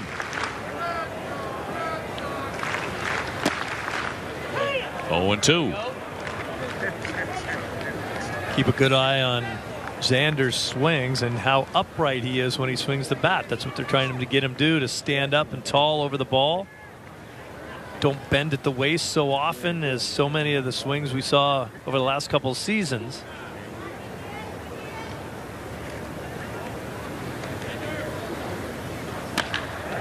Rocket into left field. That's going to keep on rolling to the warning track up against the fence. Hanley Ramirez in to score. Martinez to third.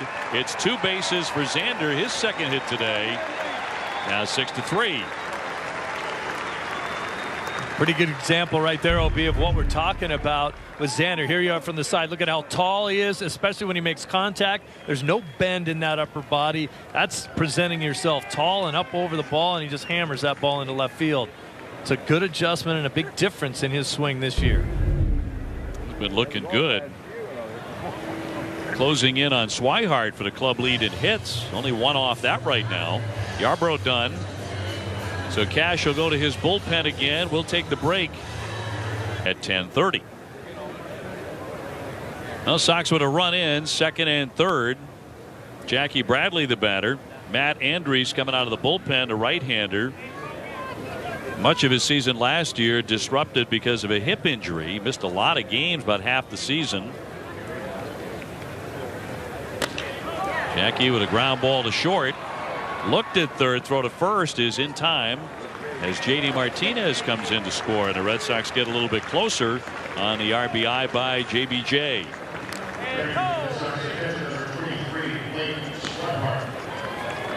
Arroyo took a look at third base, thought about it for a moment. He got the certain out at first base, so with a man at third and 2 down, that'll send up Blake Swihart.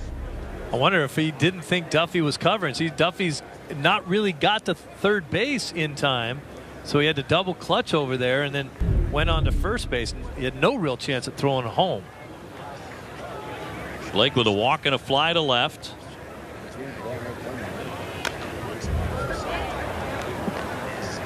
Big off season for Andriese as he got married in December, 4 days after Christmas.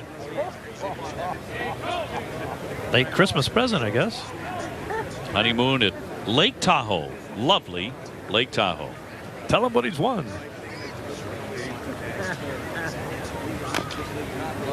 0-2. You know, every team has injury problems. Certainly the Red Sox went through their share, but has a team been more hurt by the injuries to their pitching staff over the years than this Tampa Bay team? When you talk about going back to where they thought they had a big three with Archer and Cobb and Moore. Cobb and Moore have never been able to stay healthy. I don't think either one of them are either on the club anymore. Andriese last year missed half the season. Yep, both those guys are gone. They could never get any momentum going because their pitching staff could never stay healthy. And yet when they were healthy and really saw some guys begin to become stars, like when David Price was on their staff, they were brutally tough to score against. And they always seemed to find bullpen guys. Yeah. Closers. Setup guys. They did a great job with that. They thought they were going to be a good club and a good pitching staff for the next 10 years. Bogaerts leading off third, 2 down, and the 2-2 to Blake Swihart. Strike 3, and the side is retired. Red Sox get a couple of runs, though. It's now a 6-4 game here at Fort Myers. Wow. 7 years. That one's on Hernandez. You see his numbers at A-ball last year at Greenville. Did make 23 starts, over 100 innings of work. A left-hander, and he'll become the third Red Sox pitcher this afternoon. A couple of other changes for Boston. That is Steve Selski now in center field. Barfield taking over in right for Mookie Betts. Travis taking over for Hanley at first. Hanley just got a knock. And DeJesus taking over at shortstop for Xander Bogaerts, who singled and doubled. Red Sox have 8 hits to 7 for Tampa Bay.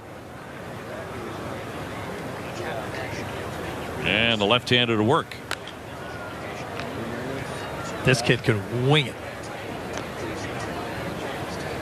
Problem, as most young pitchers have, especially even if they're left-handed, is throwing enough strikes.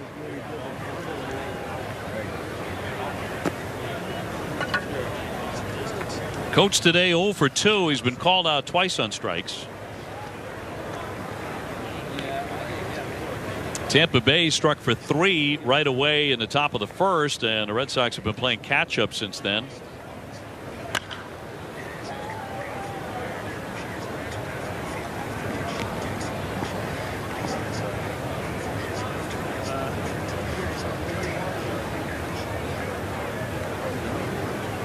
Talking to some of our Nesson pals today about 12 or 13 inches of snow with this storm. In there for strike 3, and that's the 3rd time today he will find the bat rack after being called out on strikes. Hernandez, that fastball 95 miles an hour.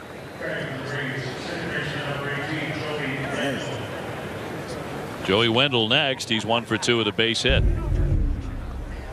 Nothing fancy right here. It's pretty much coming right at you. Fastball, good location. Outer half. See you later.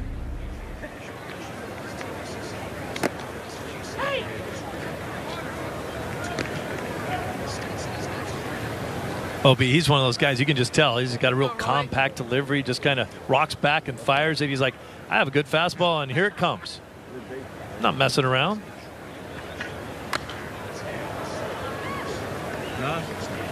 Now, you like the quick delivery, too.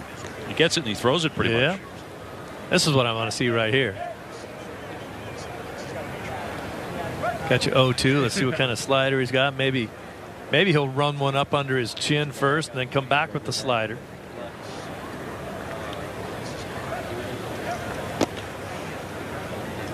Hernandez 6'2", about $185 from Venezuela. Enters this season ranked by Baseball America as the Red Sox #6 prospect. You mentioned that fastball ranked the best in the Red Sox minor league system.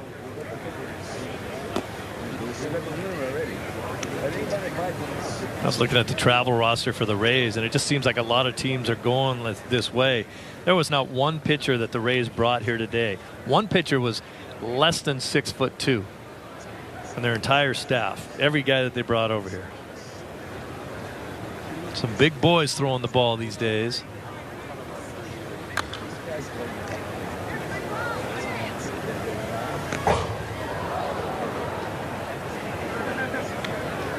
Yeah, big guys with big fastballs, more than ever before, it feels like. Lighten up that radar gun. 2-2. Up the middle, sliding stab, the gun. Travis has it skip off the glove. DeJesus getting to it, but did not get the out, and a base runner for Tampa Bay. This is a pretty good play by DeJesus. Showed some nice range. Got up to watch Hernandez. Ooh, see him reach out his hand. He thought about grabbing that ball barehanded. He thought better of it.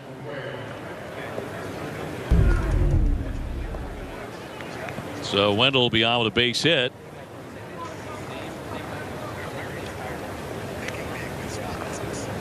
That'll send up to shortstop Christian Arroyo, who has fanned twice.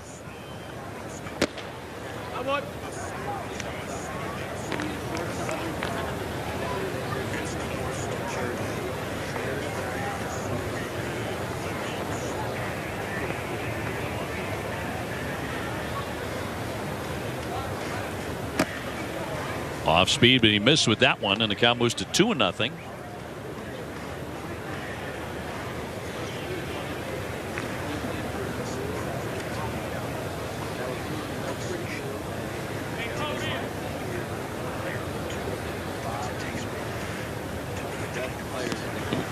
We talked about the play in the second inning where Eduardo Nunez, playing second base, really made a nice rangy play and flipped on to first base, and the throw got by, and they had an error originally on it. They've taken that away and now made it a hit.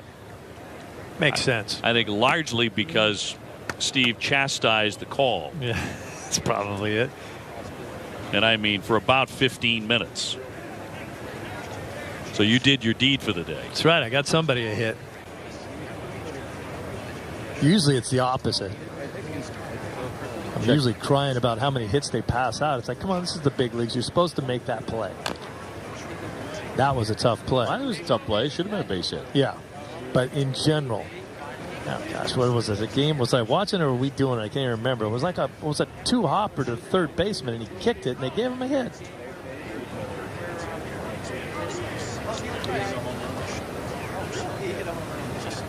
Wendell aboard, and the 2-2 from the lefty.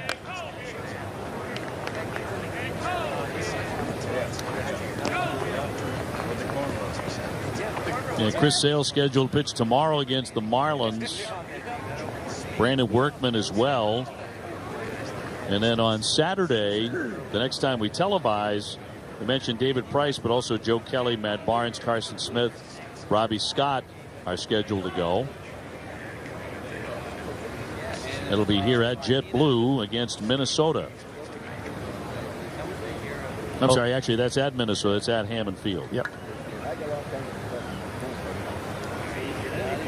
Oh, B, you mentioned they got Arroyo in that deal. They traded away. Do you know if they project him as a shortstop moving forward? Yeah, I believe they do. Looks a little stocky, a little thick. Yeah, to be a quick little shortstop. They're in real good shape there right now with Echeverria, who started today as the designated hitter, but he's their everyday shortstop, and he's really good. And much more of a lean, lanky look to Echeverria than Arroyo projects to me like a third baseman or a left fielder.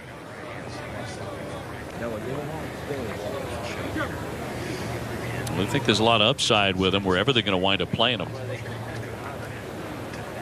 Again, acquired from the Giants when Longoria went to San Francisco, punched to third, Lynn to second, one. On to first two. Red Sox have turned a couple today. That one very smoothly done.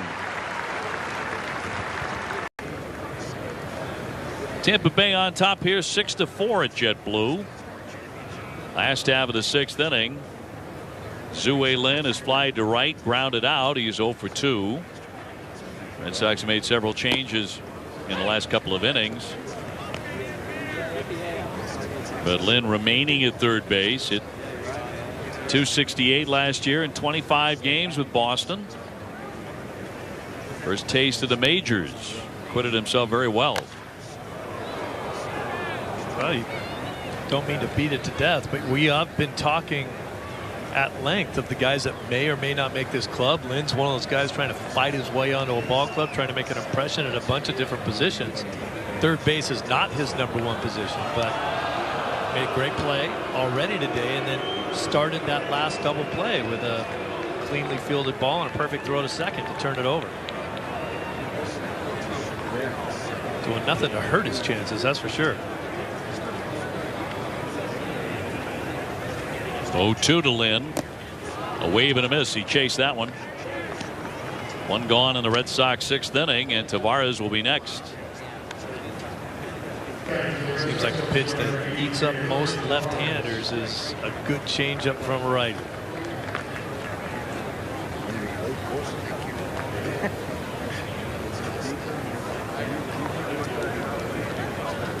Peter Maris now at first base for Tampa Bay.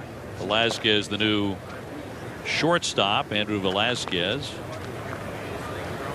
And Eury Tavares 0 for 2, but he has driven in a run. RBI ground out in the second to bring in Jackie Bradley, who had doubled.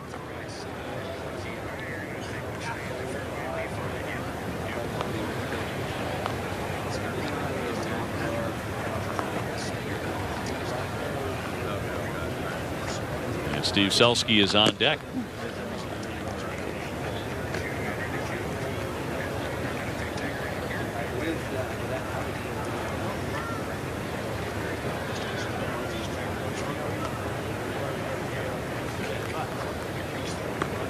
Tavares, a 25-year-old left-hand hitter. He's a non-roster invitee. Missed most of last season to injury, but when he was healthy at Double-A Portland 2 years ago, he hit .335. Played about 100 games. Those are big numbers at Double-A. You can see that happening in A-ball or rookie league or something. 2-2. Giving him a long look too. He's getting a lot of at bats. He's getting the opportunity to play in the outfield.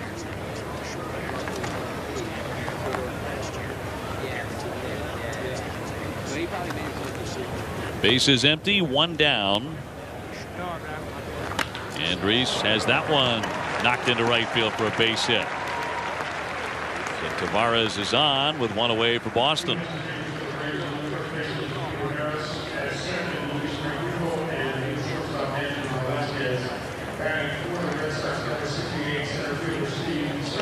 So Steve will get his first at bat today. Steve Selski.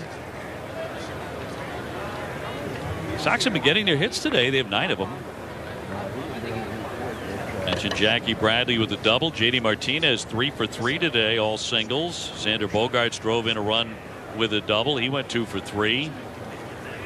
Hanley Ramirez hit the ball hard today. So all good signs with the regulars in there. And they face Chris Archer. We got the start today for Tampa Bay. He's their #1. Got a couple of runs against him.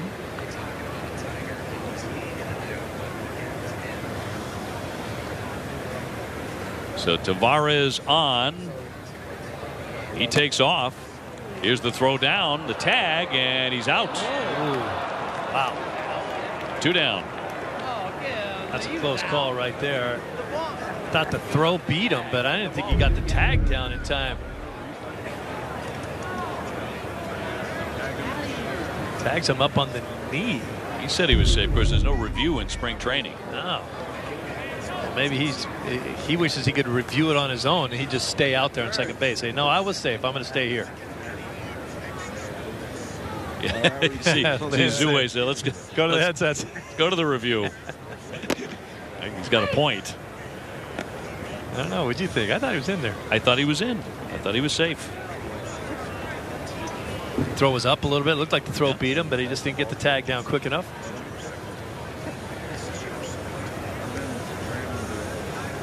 2 down, and that one lofted into center field, and Field will cover the ground to make the play. I, for one, am delighted there's no review in spring training. The end of 6-4 at Tampa Bay. Inning here at JetBlue Park, the home of the Boston Red Sox. Tampa Bay leading 6-4. Steve Lyons, Dave O'Brien with you. And that's a name from the past. Tommy Lane trying to make the ball club in 2018. And see Tommy's numbers at the AAA level last year, 2.92 ERA. But a veteran lefty.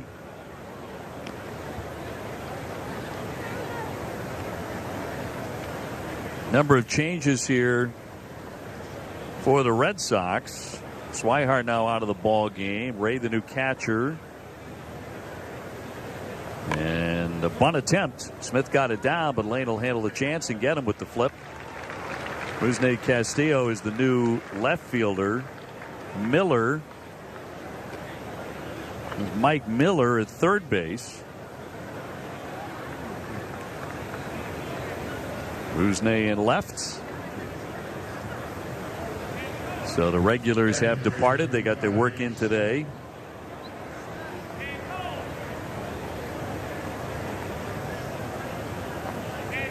Tell you what, Malik Smith was one determined man to bunt today, wasn't he? He was going to get a bunt down no matter what. He came to the park today, as you said, you know, looking on what to work on today, and bunting was number one. That was number one in his first at bat and number one in his third at bat. Slap to right. Barfield there. 2 down.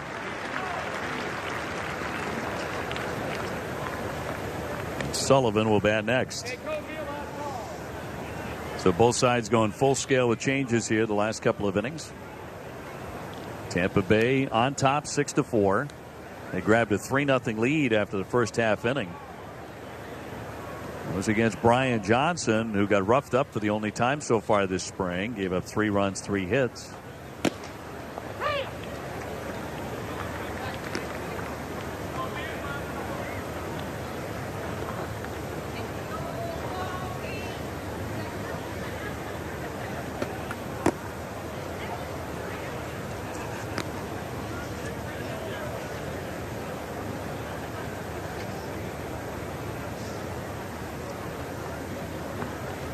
Lane with a 1-1, and it ran in under the elbow.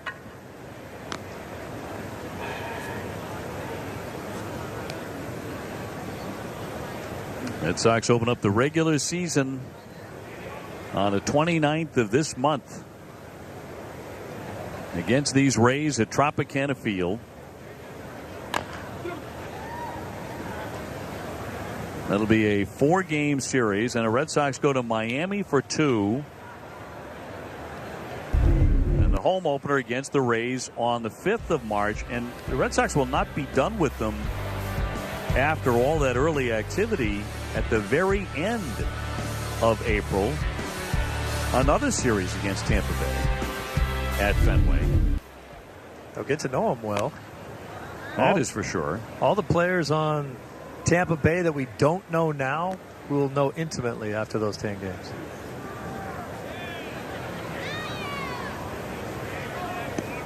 And by the third week, the end of the third week in May, the Red Sox will have played them 13 times already. Another series at Tropicana in May. Won't see them the rest of the year. Only have like what? 5? Yeah, about 6 more left. 6 more games with them. 1 series each place probably at that point.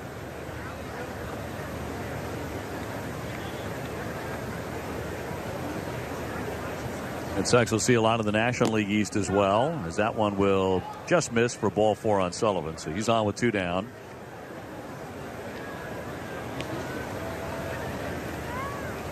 Red Sox have an early West Coast swing as well in April. On April 17th, heading to Anaheim to take on the Angels. After that series, it's on to Oakland. So get one of those swings out of the way pretty quickly. Then back to Toronto or something like that, isn't that? Yeah, Toronto on that same trip. There are a lot of long trips this year. That's what makes it bad, is that then you have to go back out to the West Coast again to see Seattle. Yes.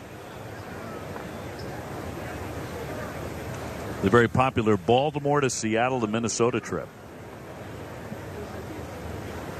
That comes up in June.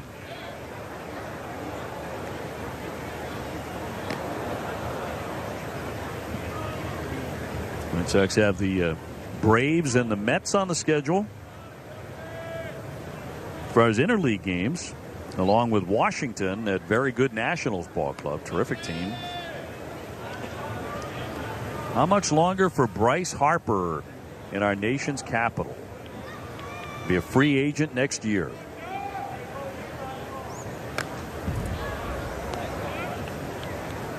Boy, he doesn't want to stay there that long, because then everyone would make the bad joke that they make about everybody that plays too long. What, are you going to run for office? Any guy that spends too much time at AAA, oh, he's going to run for mayor. I wonder if he'll. Harper's going to go for the big money somewhere else. Or there. And I don't know why they couldn't pay him.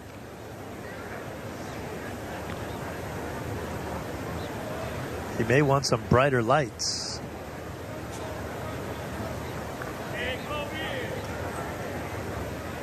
For as good a team as Washington is, they don't get to play with the Yankees, the Red Sox, the Dodgers. Yep. Ooh. Ground ball, and Marrero had started to his right and his shot past him.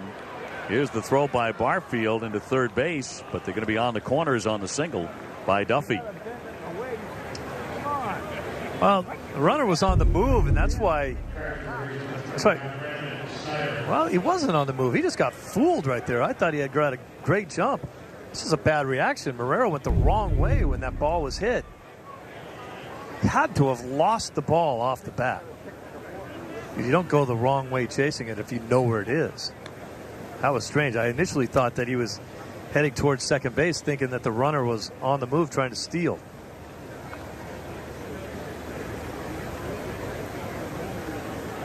So that'll bring up Snyder for his first at bat today, and he'll look at a strike.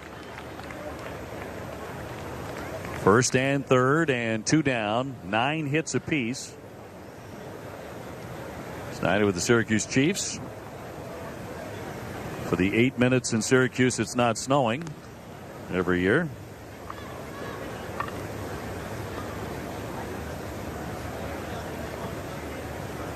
This past 8 minutes probably wasn't one of those. No.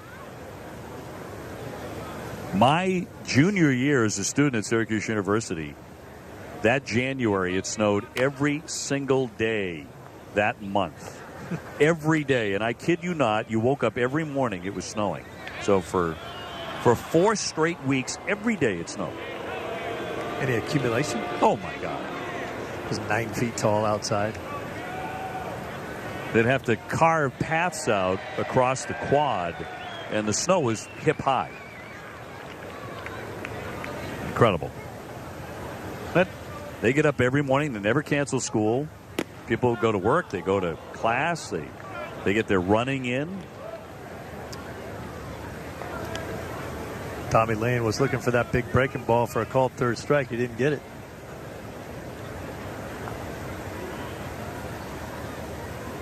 Tampa Bay ahead 6-4 here in the 7th inning.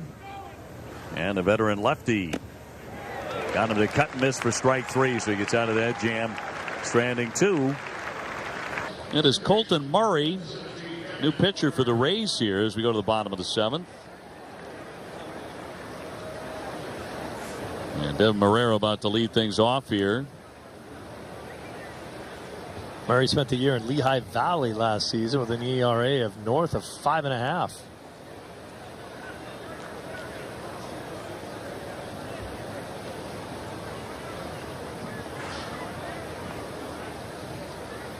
Marrero 1 at bat so far today. He's popped to second.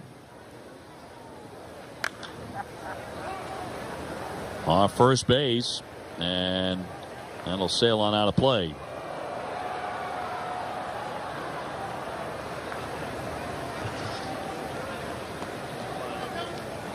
Devin with 4 home runs in 71 games last year. Of course, 2 of those came in 1 game at Chicago against the White Sox.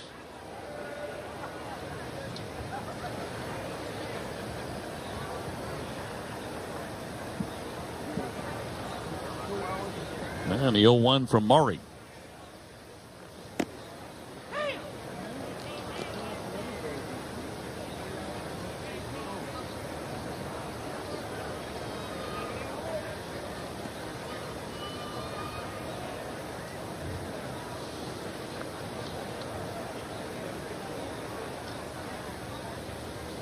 DeJesus on deck.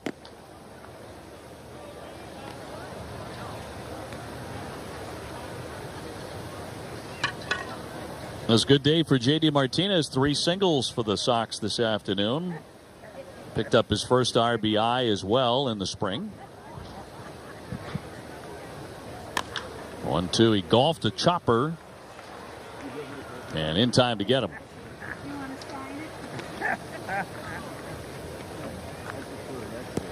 Pretty impressive to watch J.D. Martinez just take what the opposition gave him. They kept shifting on him.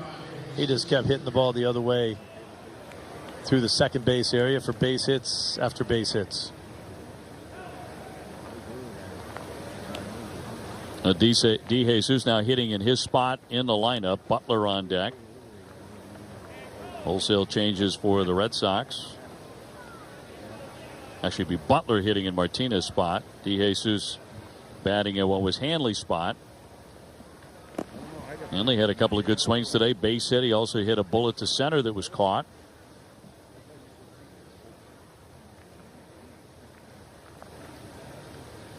Six runs on 9 hits for Tampa Bay. 4 runs on 9 hits for the Red Sox.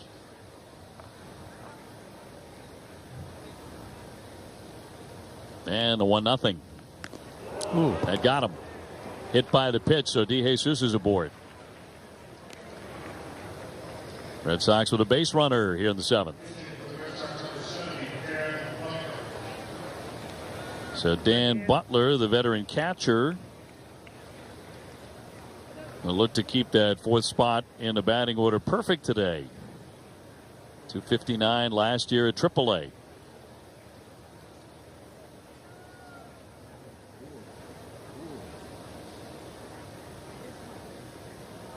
Red Sox gunning for a 3rd consecutive American League East title.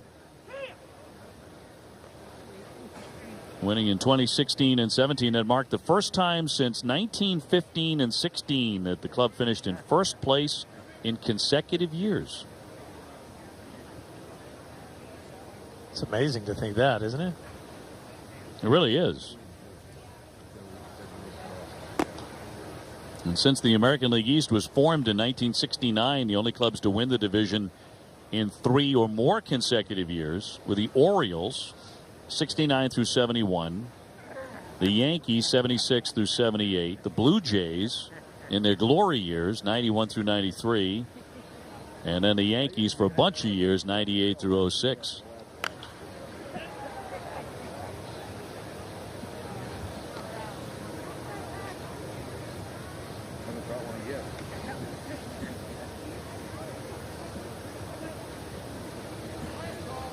One and 2 to Butler. Last half of the 7th, lots of sunshine again.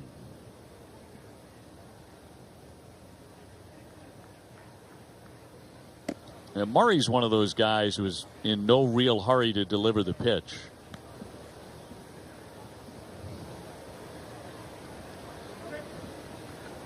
And he's a guy that spent most of his career in the minor leagues so far where they actually have a pitch clock. There's a runner at first base, the hit batsman.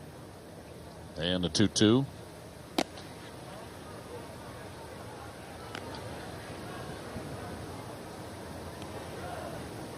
right, Dan.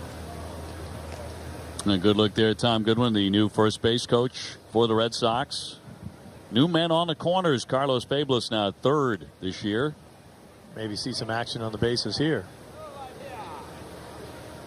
Runner goes. And it is ball 4. So Butler is on. First and second. Red Sox get something brewing here.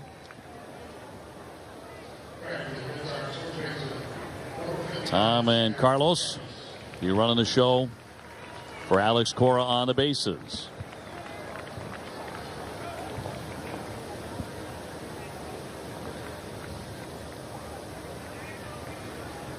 So that sends up Sam Travis. His swing has come to life here the last 4 or 5 days of spring training. And the breaking ball dives down and in. When you're a guy like Sam Travis and is trying to continue that good impression that you've left in this organization, all you want is the opportunity to drive in runs when you get your chance to hit. Here it is for him.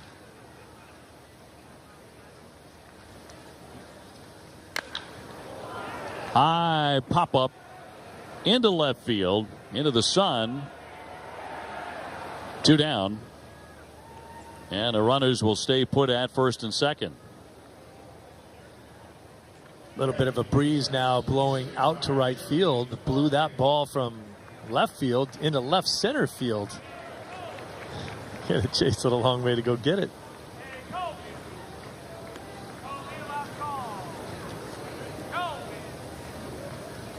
It was Ryan Bolt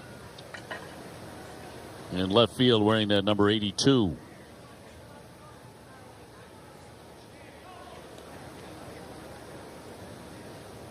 So here's Barfield with 2 aboard and 2 down. So far 176 with 1 home run in the spring, 4 runs batted in.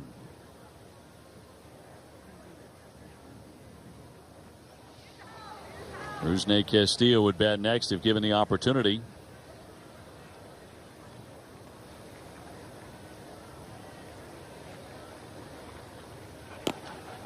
Red Sox looking for a 3-run jolt here. And this is a guy who can certainly deliver that.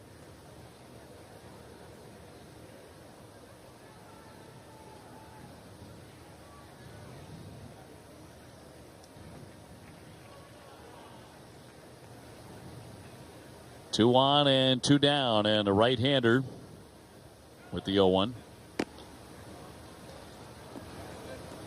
Barfield looking for opportunities to show off his power. He's going to get fewer and fewer of those as spring goes on. Does have the 1 home run so far this spring training. 27 of them in AAA last year.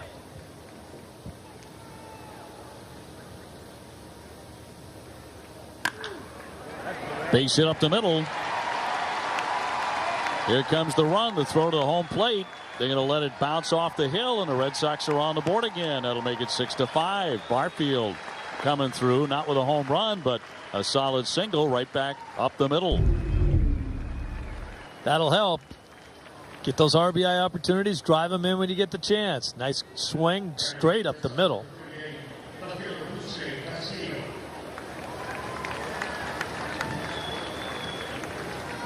So that'll bring up Rusney Castillo.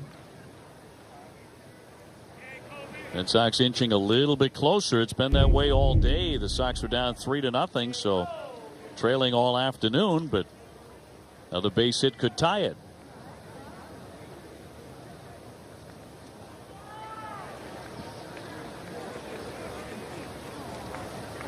That's the thing when you play against certain teams and they jump out to a decent sized lead on you. The hope of coming back against a good team is not so nice, but a team like Tampa Bay with their inexperience, they jump out to a lead. You're never really out of the game. You can make a comeback against an inexperienced ball club.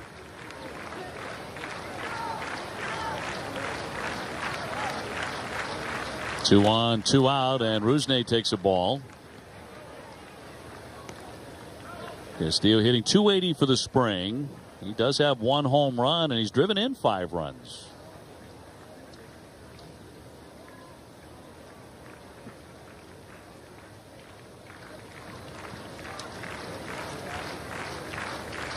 And a 1-0 from Murray.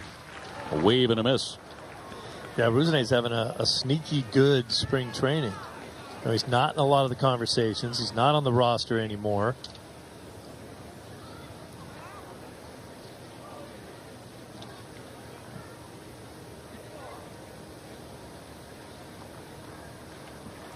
Austin Ray, the catcher.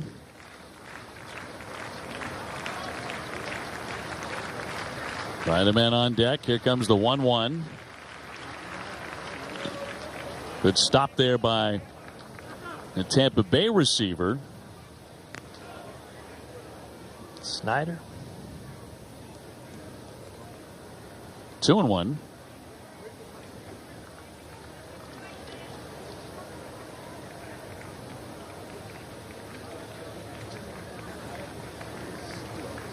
Butler at second. Barfield at first, and the 2-1.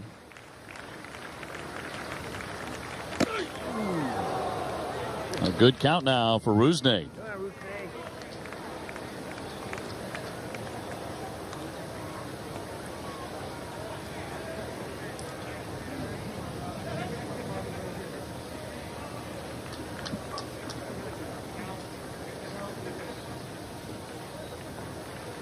Let's see if he gets some to drive here on 3-1.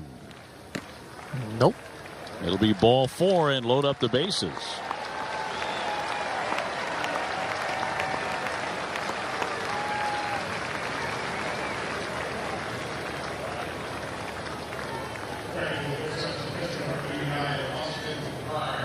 So Austin Riley to climb in with an opportunity to do some damage. Red Sox do have one grand slam so far this spring training.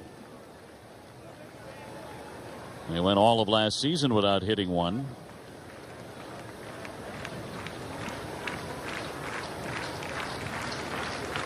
No place to put him.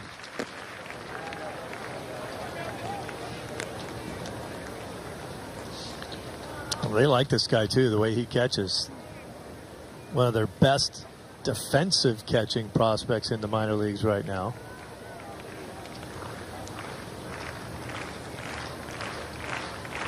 Here's the 1-0. Right past everyone to the backstop. Here comes Butler in to slide and score. Barfield down to third.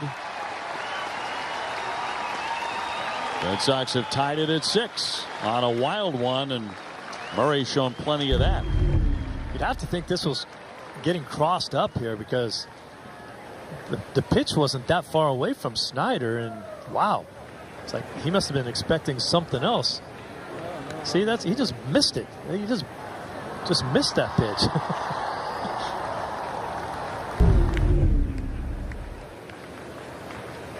Red Sox will take it. I think given the tempo of this right-hander, Snyder just fell asleep. Second and third, Red Sox trying to jump into the lead. They have knotted the score at 6 apiece. Then a hit batsman, a walk, and then that. Helping the Red Sox cause here this afternoon. And a count 3-0. And he walked him. So that will load them up again. Yeah, it's going to bring Cash out to talk to him again, I hope. Or to get him. Please.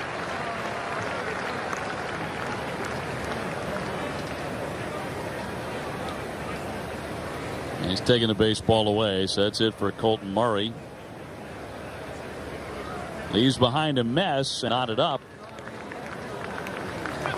R.J. Alanis coming out of the bullpen now. Split time between AA and AAA last year. To the tune of 3-3 with a 3.20 ERA. And Mike Miller will bat. All jammed up, 2 down. Barfield, the runner at third base, and that zipped in there for strike 1. Last year, Mike Miller was the Anuri Tavares of the Red Sox. He got a ton of at-bats in Major League Spring Training Camp. This year, hasn't seen much action.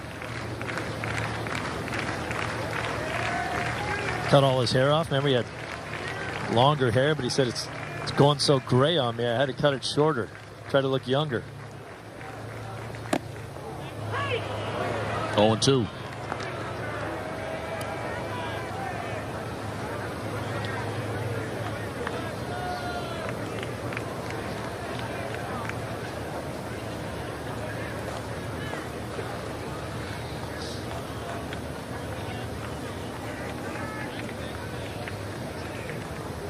Bases loaded, and the 0-2 to Miller.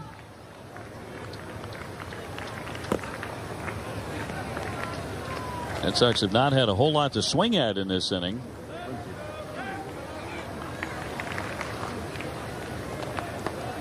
They pushed across a couple of runs with just one hit.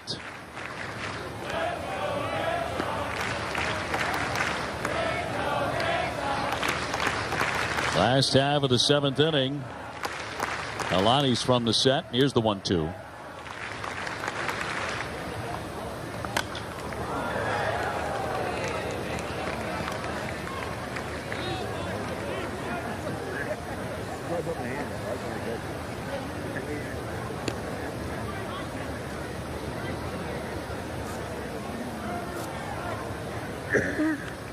Chris Sale going tomorrow at Jupiter against the Marlins. He'll get the start, and then on Saturday, David Price against the Twins at 1 o'clock. 1-2. Did not offer. 2 balls, 2 strikes on Miller. Good take there. He's working his way back. 0-2 was the count early on. Bases loaded here. Whew. I understand why the pitcher wanted that for a strike 3. It was close.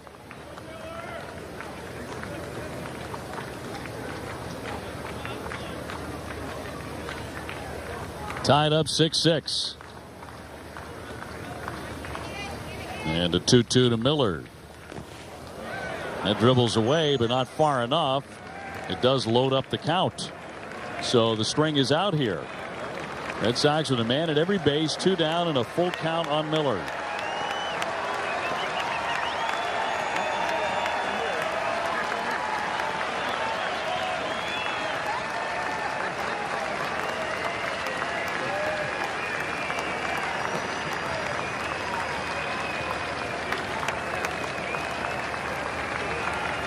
And the payoff pitch, runners go, and he spoiled it. Kind of an ugly inning no matter how you slice it. Hit by pitch, a walk, then a fly out, then a hit, and 2 more walks. Whew. Nothing you want to see if you're the defensive team.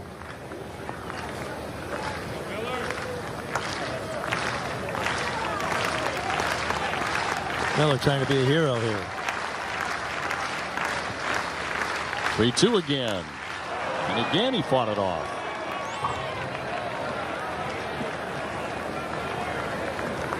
And one of the better battles of the day, certainly. It's the kind of hitter he is. He just kind of hangs in there, slaps the ball around a little bit. He's in protect mode now after 2 strikes and doing a good job. He's had 2 strikes on him from the get-go. Steve Selski on deck. Crowd would like a base hit. And a swing and a miss, strike 3 instead. Second time today the Red Sox leave them loaded, but they also tie it 6-6 at the end of 7. 10:30.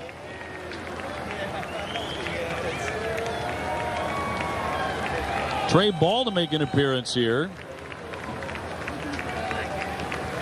At the minor league level last year, 7-12, 5.27.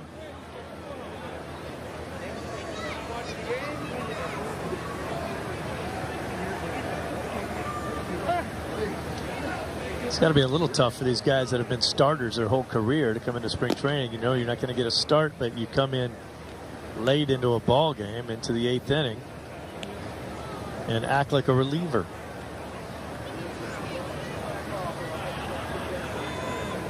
Trey out of Indiana. High school in 2013. He was the Gatorade Indiana Baseball Player of the Year.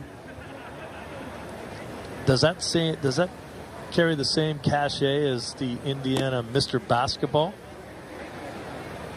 That's a good question. I would say in the state of Indiana the answer is no, because nothing would compare to that. You know, there or Kentucky, those hoop states. Not that they don't also produce very good baseball players, they do.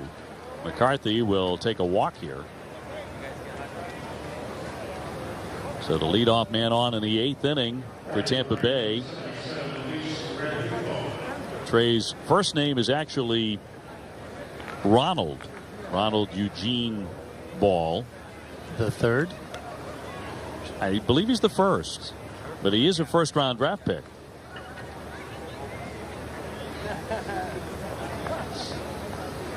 I'm a little confused then. Why do you go by Trey if you're just the first?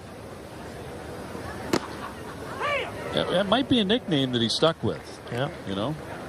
And it is very sportsy when you think about it. Trey Ball. Out of Newcastle, Indiana. Done a lot of basketball games in the state of Indiana. Bloomington, Indiana. West Lafayette, Indiana. Not easy to get to, West Lafayette, Indiana. You got to want to go to West Lafayette. Badly. And know the way. That's where, of course, Purdue University is. But you're saying the GPS doesn't go out that far? It's, you know, in a snowstorm, it shuts off. Been through a few of those, too. But great basketball stops in the Big Ten. The old home of Gene Cady. Gene Cady, yeah. Great guy. Great guy. Always looked as mad as he could possibly be. You know, he looked that way and he looked mean, and he was neither one of those things. Nicest guy. Great sense of humor, too. Really funny guy. And he was a great basketball coach. And then later, years after he retired from Purdue, and he had not been out of coaching, but he hadn't been coaching at the major college level and had sort of been, you know, dabbling in it. Years later, when he got an opportunity to be an assistant coach at St. John's, when Steve Lavin got that job, Lavin took him as an assistant and resuscitated his career. It was really a wonderful story. And that'll be ball 4. We've got time for a lot of stories. First and second, and nobody out. In the last, 10 at-bats, we've seen a million walks, haven't we, on both sides? Goodness. Velasquez, the shortstop, will climb in now. Yeah, not a lot of strikes being thrown here in the late afternoon in Fort Myers.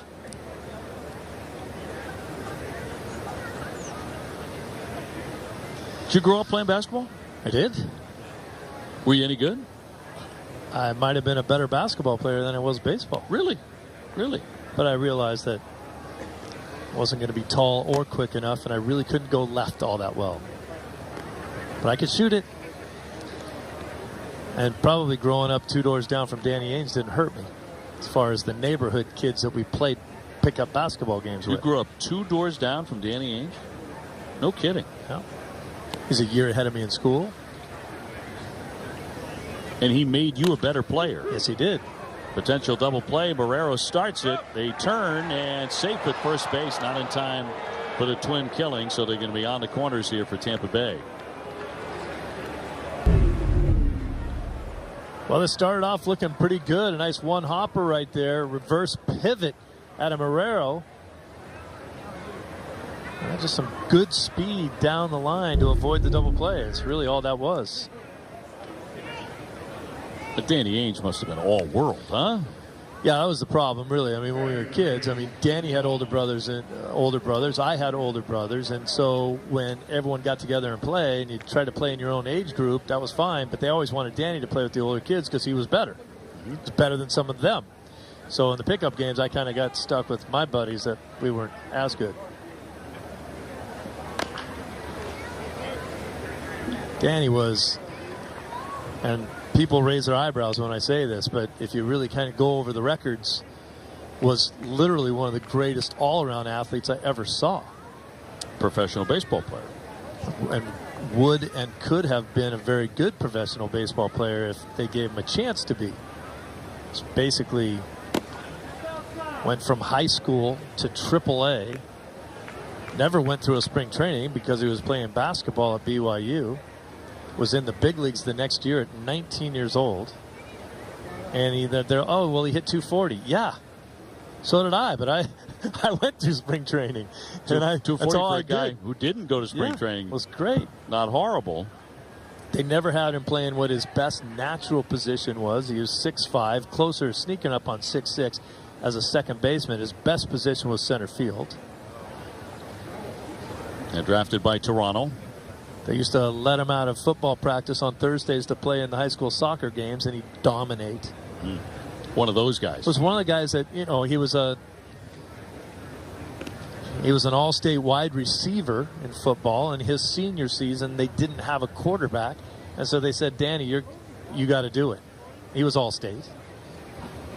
If you taught him how to play poker one day, he beat you that night. He was that kind of guy. When you teach him how to play a game in an afternoon, that night he's beating you. 1-2. Good stop here. The runner's going to try and move up, and no throw. Runners will be at second and third here for Tampa Bay. And it's funny, I just saw Danny shot in the NCAA tournament. Remember the coast to coast? Rod Foster. Yep. Remember that? Yeah. Just saw that replayed the other day. BYU was playing in the West Coast Conference tournament. And it's still amazing to watch. Well, that's the play I would always bring up, because early in Danny's basketball career, everyone's like, he's not going to be anything. You know, he's not quick enough. You know, I'm like, yeah, ask Rod Foster if he's quick enough. You know, he took him for like 32 that day. Yeah. Sky high pop up. Yeah, he's a one-man wrecking crew. Whoa. Third baseman coming on in, and Miller covers the ground. Made a nice adjustment there for the second out. That is a really nice play by Miller right there, because the wind's blowing. It's blowing the ball into the field of play. The last thing you really want is your catcher having to come out and try to make a play on that. Miller comes in, makes the adjustment, makes the play, saves the day here. This is not a ball you need dropping. He's coming in there calling Rye off of there and really made a nice play. Well, funny story. You see the dirt cutout. When I used to play third base with the White Sox and Carlton Fisk was catching, he would say, I am not coming out of this dirt. Any other ball that goes in the air, you're catching it. Well, with a ground ball, Travis will handle that. Red Sox get out of it without any damage done. We go to the last half of the 8th inning in a 6-6 tie. So, out of Savannah, Georgia. The Red Sox looking for a hero today. It was someone to hit the ball a long way. The Red Sox back into the win column after dropping a pair of split squad games yesterday. Tied up 6-6.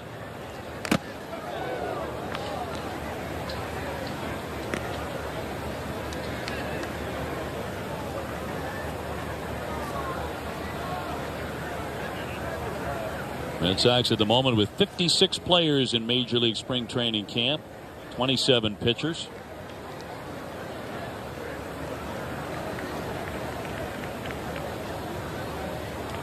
Selski, one of 8 outfielders. Marrero on deck.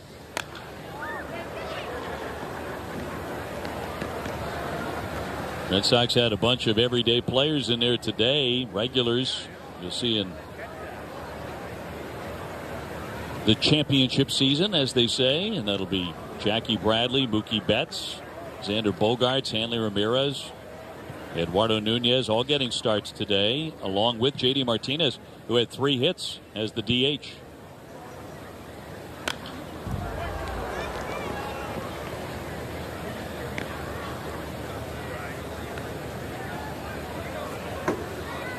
Kind of like what JD did today.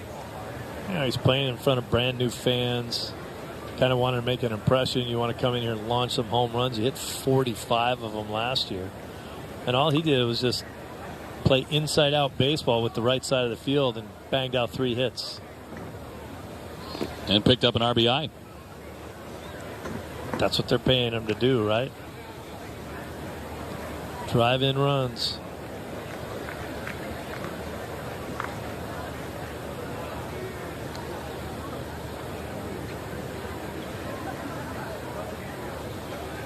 Driving a ton of them if you get Mookie and Benny on base in front of them all year long. 1-2 to Selski. Tried to hold up, but that's going to be strike 3. So 1 away here in the Red Sox 8th inning, and Marrero next. Red Sox have not led today.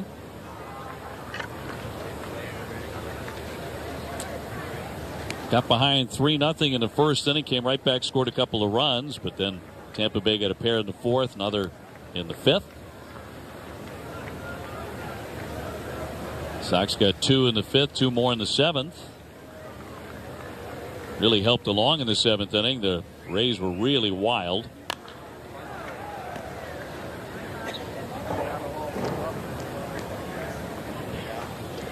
You think spring training gets tougher on the manager as it moves along towards the start of the season?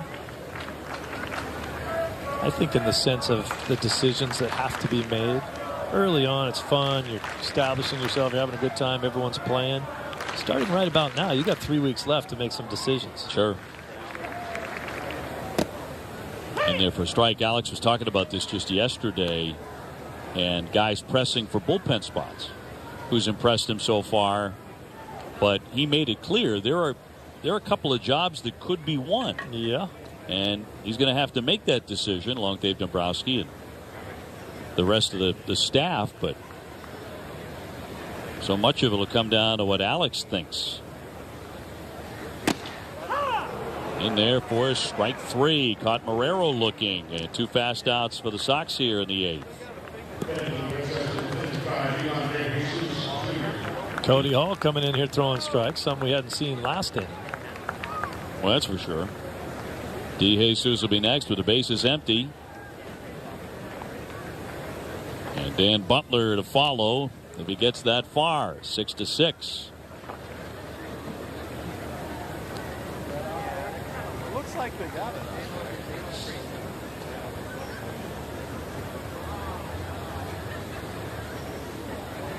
And Hall, the right-hander. You know what I kind of appreciate, OB, is the crowd that we're seeing right now. Certainly there's been a number of people who have left. We're 3 hours into this ball game. But look at the crowd. That's a pretty good crowd. So what that tells me is that these are people that love baseball. They're not just here just to see the superstars play right now. We're well into some of the minor league guys now. These people are hanging around and watch the game. I like that.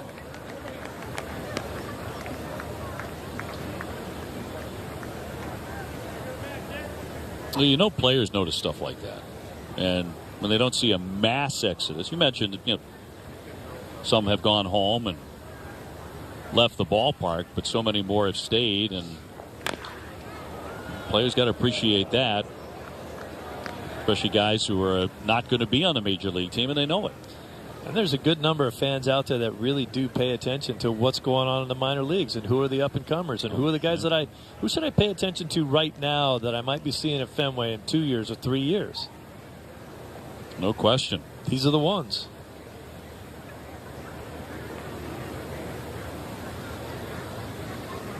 Base is clean, 2 down. Here's the 2-1 to DeJesus. And he pops to center. Solak underneath that to put it away and retire the side. Quiet inning. Red Sox go in order. Shift on you. Here's how you beat the shift. They'll stop doing it after a while. This is Trevor Kelly, a right-hander for the Red Sox, to take over here in the 9th. With Solak to lead things off. Red Sox 10 hits, 9 for the Rays. Brian Johnson got the start today for the Red Sox. No decision for Brian. He went 3 runs, 3 hits. All those runs in the first inning.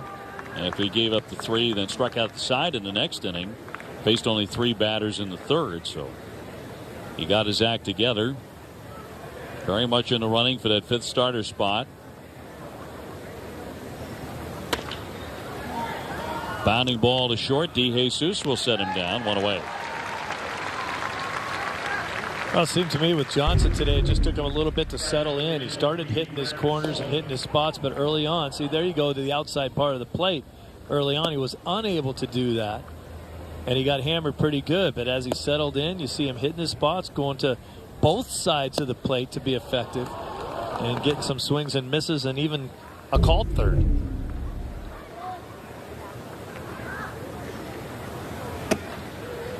And for a strike on Sullivan, it took ball 4 in the 7th. So far for the spring in total here for Johnson, 7 innings, 6 hits, 3 runs. Walked only 1. One of his real strengths is throwing strikes.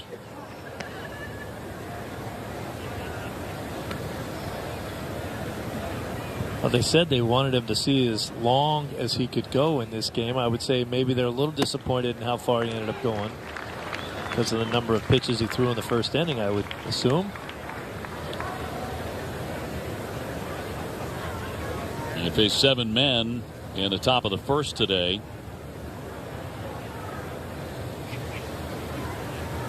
Kelly, side armor, and a pop-up to center. Selski can't get to it. He'll drop in for a base hit. A little flare off the end of the bat for Sullivan. He'll take it.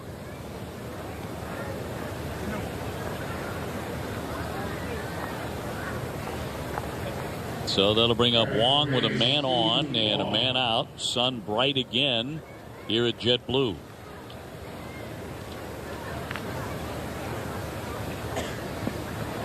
Best thing about a submarine type pitcher is that they're generally going to get some ground balls. So if you get a guy on base, you can erase both of them with a ground ball here.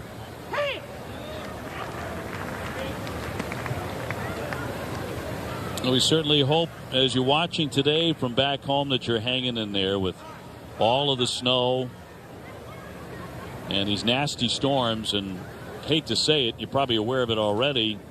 There's another one coming on Monday or somewhere around there, Monday or Tuesday. It's the time of year, I guess. I'm flying home on Sunday just to get a first-hand look, and I'll report back, Steve. Thanks. Give me a quick call. Send you a pic. Wear your jacket. I'll be sitting here in my shorts. Yep. Well, you should. One down, a man on.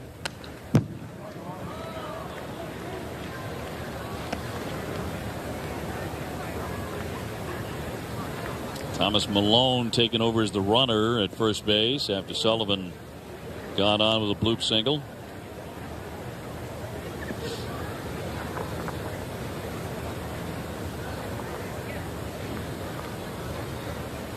Kelly looking for a ground ball right at an infielder.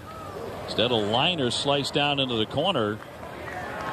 That's going to be a fair ball up against the wall. They're going to hold the runner at third base, Malone, and it will be 2 bags for Wong. So trouble brewing here for the Red Sox, second and third with 1 down.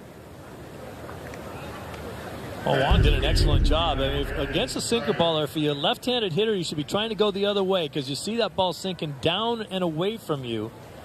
He got it up into the air, so he avoided any kind of ground ball double play situation. Got it into the corner and ends up with a double, and as you said, little trouble here. Snyder will climb in with the infield in now for Boston.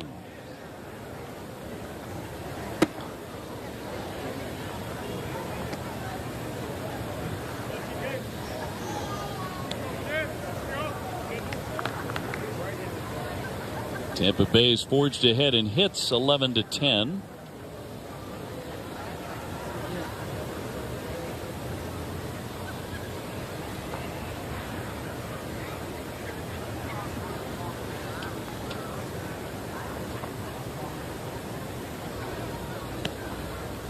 And Kelly with a 1-0.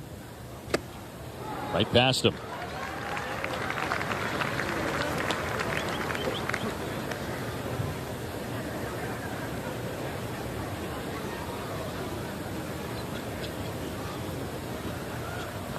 We've seen the Red Sox defense get a lot of work on infield in so far this spring. Fly but foul and out of play.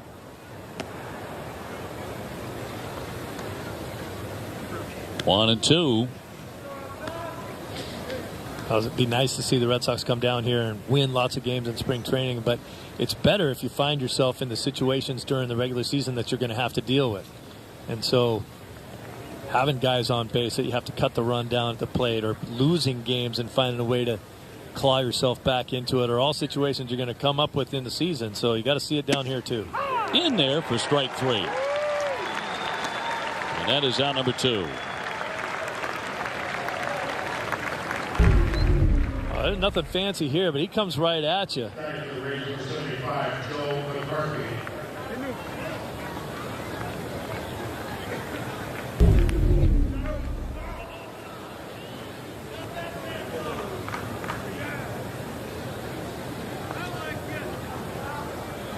So here's McCarthy, infield back to normal depth. Although shifting on him, 3 men stacked on the right side. And a count 0-1. Wong at second base can get an enormous lead, almost halfway to third. It'd be very difficult to get him on any type of base hit. That's a strike. Quickly 0-2.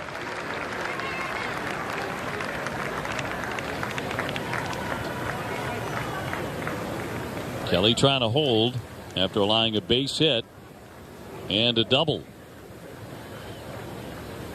But he's trying to go with back-to-back Ks here and get out of it.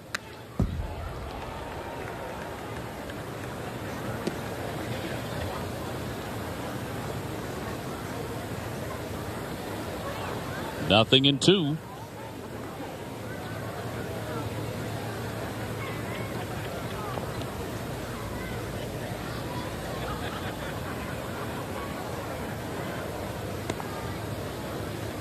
And the side armor. McCarthy getting another piece to stay alive. Nothing in 2.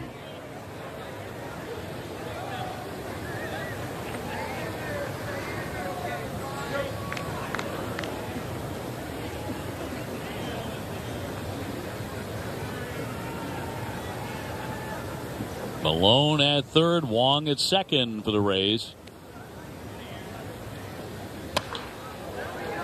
And he spoiled some good pitches. Yes. If you're Kelly out there on the mound too, you're thinking to yourself, well, first guy got a little blue pit off the end of his bat and I had him. Next guy hits one down the left field line. It was hit nicely, but it was like, you know, a few inches could have gone foul. I wouldn't be in the trouble I'm in. Now I come back and strike out a guy, and I'm trying to get this guy too, and he keeps fouling pitches off.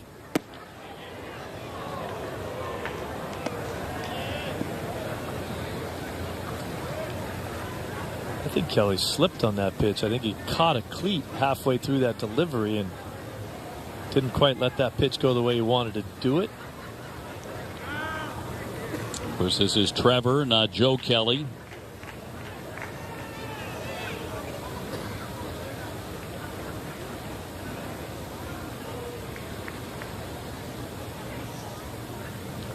Been a lot of pitches thrown off of that mound today.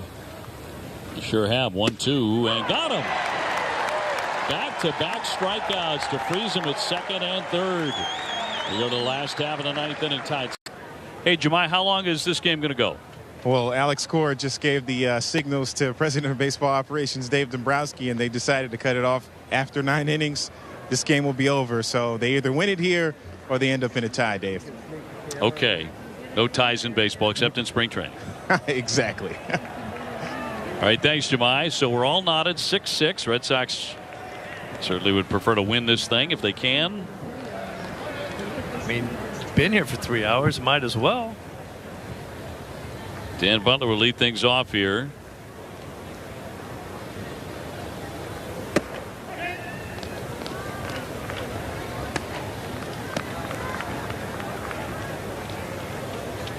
Ian Gibault coming out of their bullpen.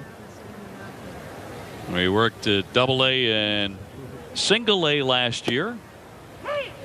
Burly right-hander. Big Houston, Texas guy.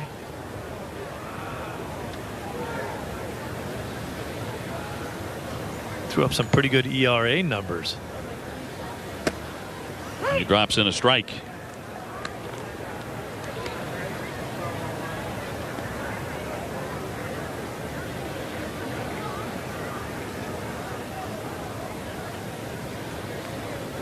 Butler has scored a run in this one, the 1-2.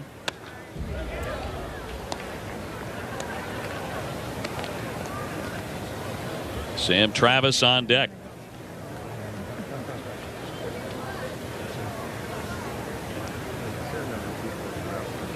Neither side has committed an error in this one. Well, they did, but then they took it away.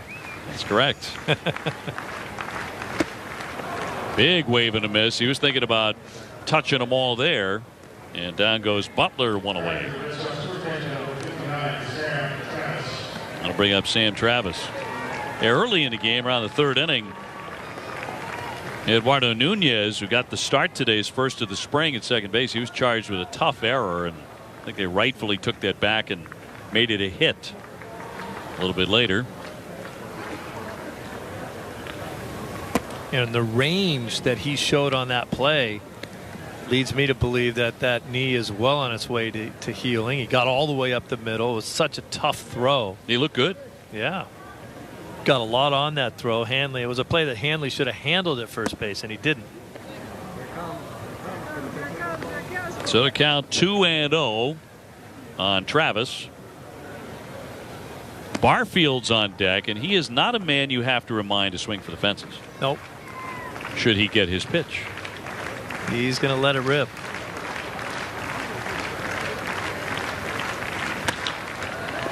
Ground ball scooped up. And just like that, 2 away here in the 9th inning, and so it's up to Barfield at this point. Because as we have just learned from our intrepid reporter Jemai Webster, this game will end in a tie.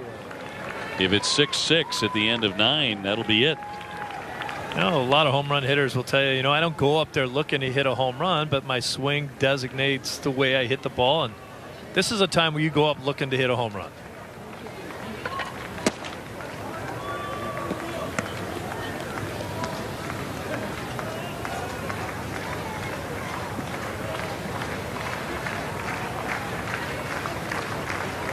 Nobody on base, 2 down. And a strike. Even up on Barfield. Usne Castillo on deck. A little bit of a breeze out to right at the moment, and the 1-1 off the mitt. Well, this is the time.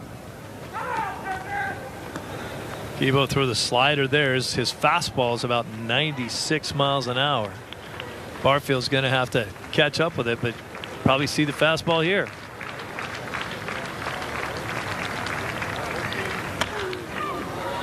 Two and two. 97 on the fastball there. Barfield just a tad behind it.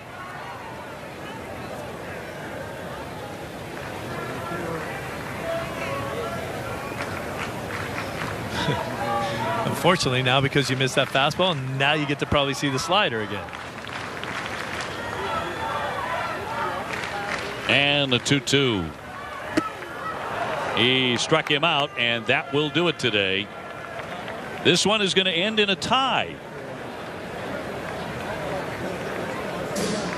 6-6 the final score. 3 hours and 14 minutes, and we call it a day here from Fort Myers. Thanks so much for joining us. 6-6 the final. For Steve Lyons and Jemai Webster, I'm Dave O'Brien.